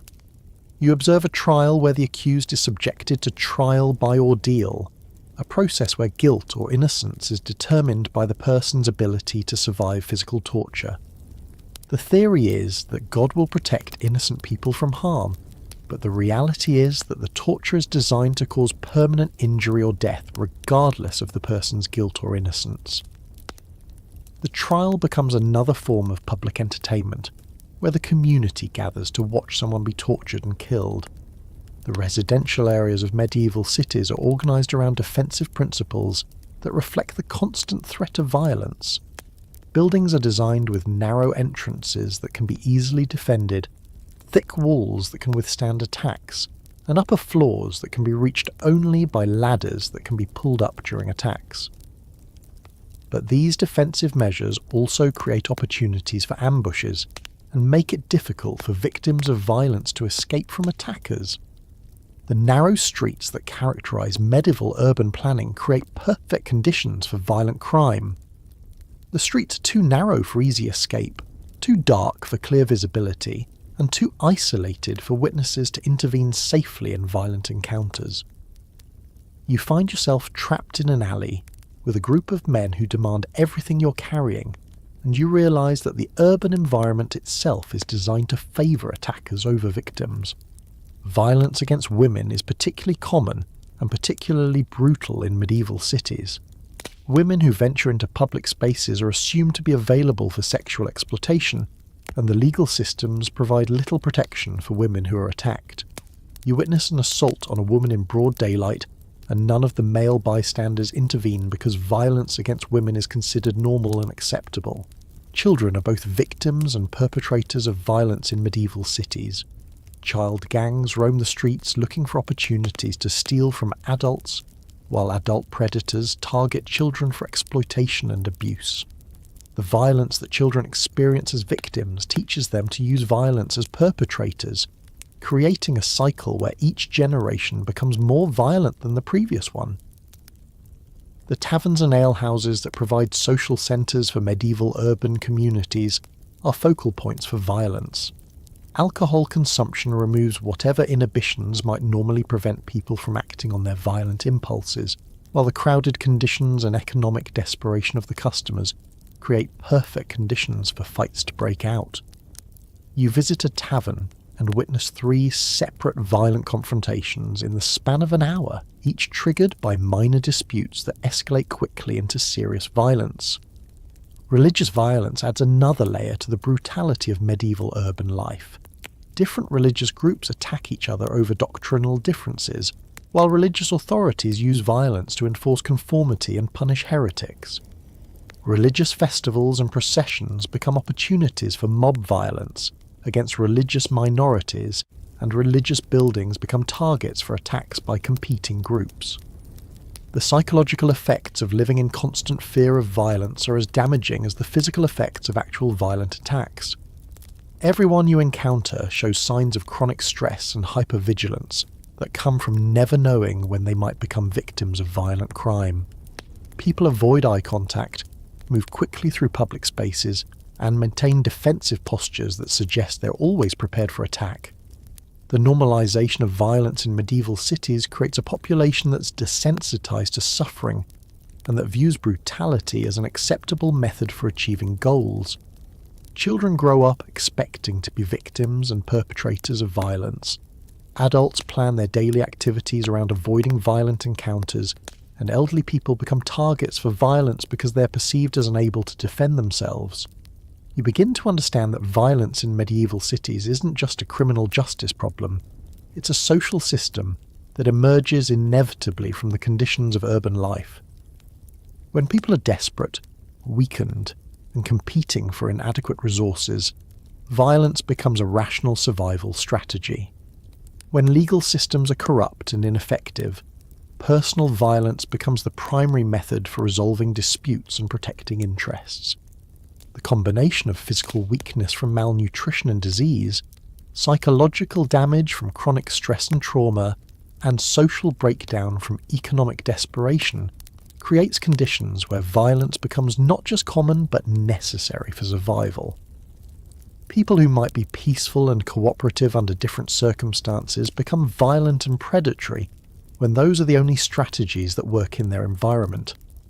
As you navigate the violent streets of medieval urban life, dodging attacks, avoiding confrontations, and witnessing the casual brutality that defines daily life, you realise that violence isn't an aberration in medieval cities. It's the natural and inevitable result of urban systems that pit people against each other in desperate competition for resources that are inadequate for everyone's survival. The violence, disease, hunger, and systematic urban decay that have defined your experience in the medieval city pale in comparison to what happens when natural disasters strike these vulnerable communities. The same urban planning failures that create daily hazards for residents become catastrophic weaknesses when earthquakes, floods, fires, or severe weather test the city's ability to protect its population. You're about to experience how medieval cities don't just fail to protect people from natural disasters, they actively amplify the destructive power of natural events, turning manageable problems into community-destroying catastrophes. The disaster begins with what should be a minor earthquake, the kind of geological event that modern cities can survive with minimal damage. But medieval urban construction wasn't designed to withstand seismic stress, and the buildings around you respond to the ground movement like a collection of unstable towers waiting for an excuse to collapse. The first tremor sends visible waves through the wooden structures, and you can hear the sounds of mortar cracking and timber splitting throughout the neighbourhood. Your own building, already weakened by years of poor maintenance and structural modifications, begins to sway dangerously as the earthquake continues. The different construction materials used in different sections of the building respond differently to the seismic stress, creating torsional forces that tear the structure apart from within. The stone foundation moves differently than the wooden upper floors, and the points where different materials meet become failure points, where the building literally tears itself apart. You rush toward the narrow stairway that provides the only exit from your floor, but you discover that earthquakes and medieval building design create a deadly combination. The stairway was built without consideration for emergency evacuation, and it's too narrow for multiple people to use simultaneously. As residents from all 5 floors try to escape at the same time, the stairway becomes a bottleneck where people are crushed against each other in their panic to escape the collapsing building. The person in front of you falls on the steep, uneven steps, creating a human blockage that traps everyone above in a building that's actively collapsing around them. The wooden steps are splitting under the weight of desperate people, and the entire stairway structure is pulling away from the walls as the building shifts and settles. You realise that the building's only exit has become a death trap that's more dangerous than staying in the collapsing structure. You make it to street level just as your building gives up its fight against gravity and collapses into a pile of broken timber, stone, and human bodies. The narrow street that was barely adequate for normal pedestrian traffic becomes completely impassable as debris from multiple collapsed buildings fills the entire width of the roadway. The urban planning that created crowded conditions during normal times has created impossible conditions for emergency response and evacuation. The collapse of your building triggers a chain reaction of failures throughout the neighbourhood. The buildings were constructed so close together that the collapse of one structure damages the foundations and walls of adjacent buildings, causing them to fail in turn. You watch as entire city blocks collapse in sequence, each building's failure creating the conditions for the failure of its neighbours. The fire that inevitably follows the earthquake spreads with terrifying speed through the wooden structures and debris that now fill the streets. The cooking fires, heating fires, and oil lamps that were already fire hazards during normal times become ignition sources for fires that have unlimited fuel in the form of collapsed wooden buildings. The narrow streets that made fire prevention difficult during normal times make firefighting impossible during the disaster. The city's water supply, which was already contaminated and inadequate during normal times, becomes completely inaccessible during the emergency. The wells are buried under collapsed buildings, The water distribution system is destroyed by the earthquake, and the firefighters have no access to the water they need to combat the spreading flames. The fire burns unchecked through neighbourhoods where every building is a fuel source and every street is blocked with flammable debris. You join a group of survivors trying to escape the spreading fire, but you discover that medieval urban planning has created a maze with no exit routes. The narrow streets that created intimacy during peaceful times become traps during emergencies. Every street you try leads to dead ends, collapsed buildings, or areas that are already consumed by fire. The city that was difficult to navigate during normal times becomes impossible to escape during a disaster. The social systems that barely functioned during normal times completely collapse during the emergency. There's no disaster response organisation, no emergency medical care, no coordinated firefighting effort, and no system for evacuating people from dangerous areas. The City Watch, which was ineffective at preventing crime during peaceful times, is completely overwhelmed by the scale of the disaster and abandons any pretense of maintaining order or helping citizens.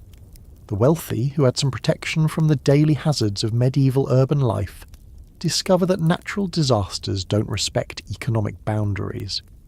Their better-built houses collapse just as thoroughly as the tenements of the poor, and their stored wealth becomes worthless when there's nothing available to buy and no system for conducting commerce. The social hierarchies that defined medieval urban life become irrelevant when everyone is equally threatened by fire, building collapse, and the breakdown of basic services. The disaster reveals the inadequacy of medieval urban food storage and distribution systems. The granaries and food warehouses that should provide emergency supplies are destroyed by the earthquake and fire, leaving the surviving population without access to food or water.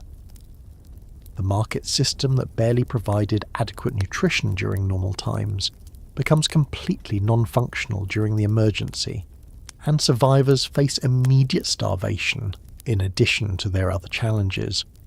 You witness the breakdown of social cooperation as the disaster progresses.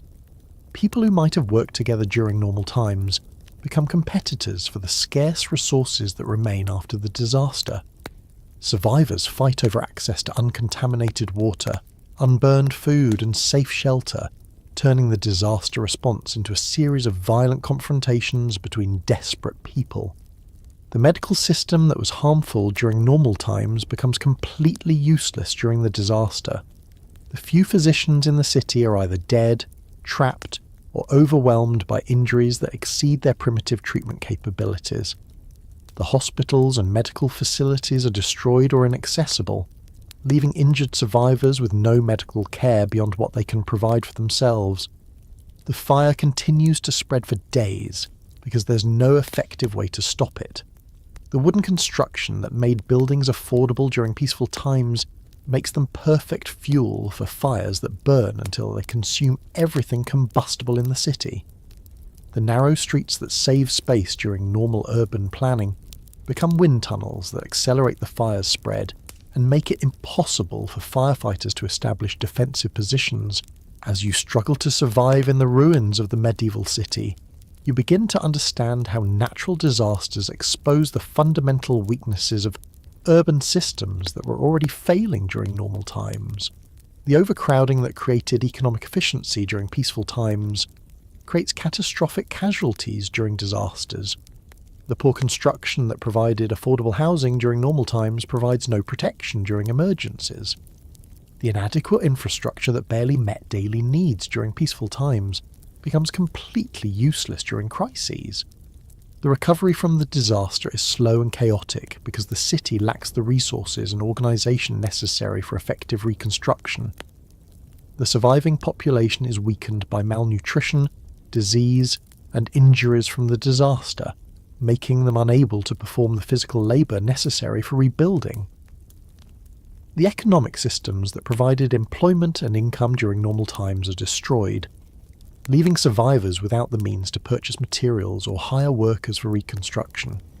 The few buildings that survive the earthquake and fire become overcrowded with survivors who have nowhere else to live. recreating the dangerous conditions that existed before the disaster, but with even less resources and infrastructure to support the concentrated population. The disaster has reset the city's development back to an even more primitive and dangerous level than existed before the natural event. You realise that the natural disaster hasn't created new problems for the medieval city. It has simply revealed and amplified the problems that already existed. The earthquake didn't make the buildings unsafe. It simply tested building safety standards that were already inadequate. The fire didn't create the fuel for its spread. It simply ignited construction materials that were already combustible. The social breakdown didn't create the conditions for violence and competition. It simply removed the minimal constraints that had prevented these behaviours during normal times. The medieval city's response to natural disasters demonstrates that urban systems designed without regard for human safety will fail catastrophically when tested by natural events that are predictable and manageable with proper planning and construction. The disaster serves as a demonstration of what happens when cities prioritise economic efficiency over human welfare, short-term profits over long-term safety, and individual wealth accumulation over community resilience. As you survey the ruins of what was once a functioning city, you understand that the medieval urban experiment has failed not just during the emergency, but as a fundamental approach to organising human communities in ways that support rather than threaten human survival and prosperity. As you stand in the ruins of the medieval city, surrounded by the devastation that began with daily poisoning and ended with complete catastrophe, you might wonder how such a systematically dangerous way of organising human communities could have persisted for centuries. The answer lies not in the ignorance or malice of medieval people, but in the economic and social systems that prioritise short-term survival and profit over long-term health and safety. Understanding these failures isn't just an exercise in historical curiosity, it's a guide for recognising and preventing similar patterns in our modern world. The medieval city you've experienced represents humanity's first large-scale experiment with urban living, and like many first attempts, it was characterised by trial and error. Unfortunately, mostly error. The people who built these cities weren't deliberately trying to create death traps. They were solving immediate problems with the knowledge, resources, and social systems available to them. The tragedy is that each solution to an immediate problem created new problems that were worse than the original challenges. The overcrowding that you experienced in your tenement building developed because land within city walls was valuable and population pressure was intense. Building upward and cramming more people into existing structures was a rational economic response to housing demand. The builders and landlords who created these dangerous conditions weren't trying to kill their tenants, they were trying to maximise income from scarce urban land. The problem was that there were no regulations, no building codes, and no understanding of how overcrowding affects human health and safety. The contaminated water and waste management disasters you encountered developed because medieval cities grew faster than their infrastructure. The settlements that became major cities started as small towns with waste systems that worked adequately for small populations. As populations grew, the waste systems became overwhelmed, but replacing them would have required massive investments and coordinated planning that were beyond the capabilities of medieval governments and economies. The air pollution that poisoned your lungs resulted from energy systems that were the best available at the time. Wood, coal, peat, and other organic materials were the only fuels available for heating, cooking, and industrial processes. The toxic smoke they produced was understood to be unpleasant, but the connection between air quality and health wasn't understood, and there were no alternative energy sources that could have reduced pollution. The food safety disasters you survived developed because medieval preservation and transportation technologies were primitive, but cities needed food from distant agricultural areas to feed their concentrated populations. The spoilage, contamination, and adulteration you encountered weren't primarily the result of malicious merchants trying to poison their customers. They were the inevitable consequences of trying to move perishable food over long distances without refrigeration, food safety knowledge, or effective regulations. The medical system that made you sicker instead of healthier was based on the best scientific understanding available at the time. Medieval physicians were working with theories about human health that had been developed by ancient Greek and Roman scholars and modified by medieval Islamic and Christian thinkers. These theories were logically consistent and intellectually sophisticated, but they were based on observations and assumptions that were fundamentally incorrect. The bloodletting, purging and toxic medicines that damaged your health were prescribed by physicians who genuinely believed they were providing the best possible care. The dangerous working conditions that destroyed workers' bodies developed because medieval economies were organised around immediate production needs rather than long-term worker welfare. The guild system and early industrial processes were designed to produce goods as efficiently as possible, with available technologies and resources. Worker safety wasn't ignored out of cruelty. It simply wasn't considered relevant to economic planning because the relationship between working conditions and productivity wasn't understood. The cycle of hunger and malnutrition you experienced resulted from agricultural and distribution systems that were designed to feed rural populations, not urban concentrations of people. Medieval agriculture was productive enough to support the existing population, but the systems for collecting, storing and distributing food were inadequate for supplying cities. The food shortages and famines that affected urban populations weren't caused by absolute scarcity, but by distribution failures and economic systems that prioritised feeding those who could pay over, feeding those who needed food. The violence and social breakdown you witnessed developed because medieval cities brought together large numbers of people without creating effective systems for resolving conflicts, enforcing laws, or providing economic opportunities for everyone. The legal and governmental systems that worked adequately for rural communities, with stable populations and traditional social relationships, were overwhelmed by the challenges of governing diverse, mobile, economically desperate urban populations. The catastrophic response to natural disasters that you survived demonstrated how all of these individual failures combined to create communities that were vulnerable to any unusual stress. Medieval cities weren't designed to be resilient. They were designed to function under normal conditions with minimal resources. When natural disasters tested these systems, they failed completely because they had no reserves, no backup systems, and no planning for emergencies. The lessons from medieval urban failures have shaped the development of modern cities in ways that most people don't recognise. Every glass of clean water you drink exists because public health officials learned from medieval water contamination disasters. Every building code that requires safe construction exists because engineers studied medieval building collapses. Every food safety regulation exists because public health experts understood the consequences of unregulated food systems. Every labour law that protects workers exists because social reformers documented the human costs of unregulated working conditions. Modern urban planning principles like zoning, green space requirements, building height limits, and infrastructure planning all developed as direct responses to medieval urban failures. The wide streets, public parks, sewage treatment systems, and building safety codes that define modern cities aren't arbitrary features. They're specific solutions to problems that were identified through centuries of urban disasters.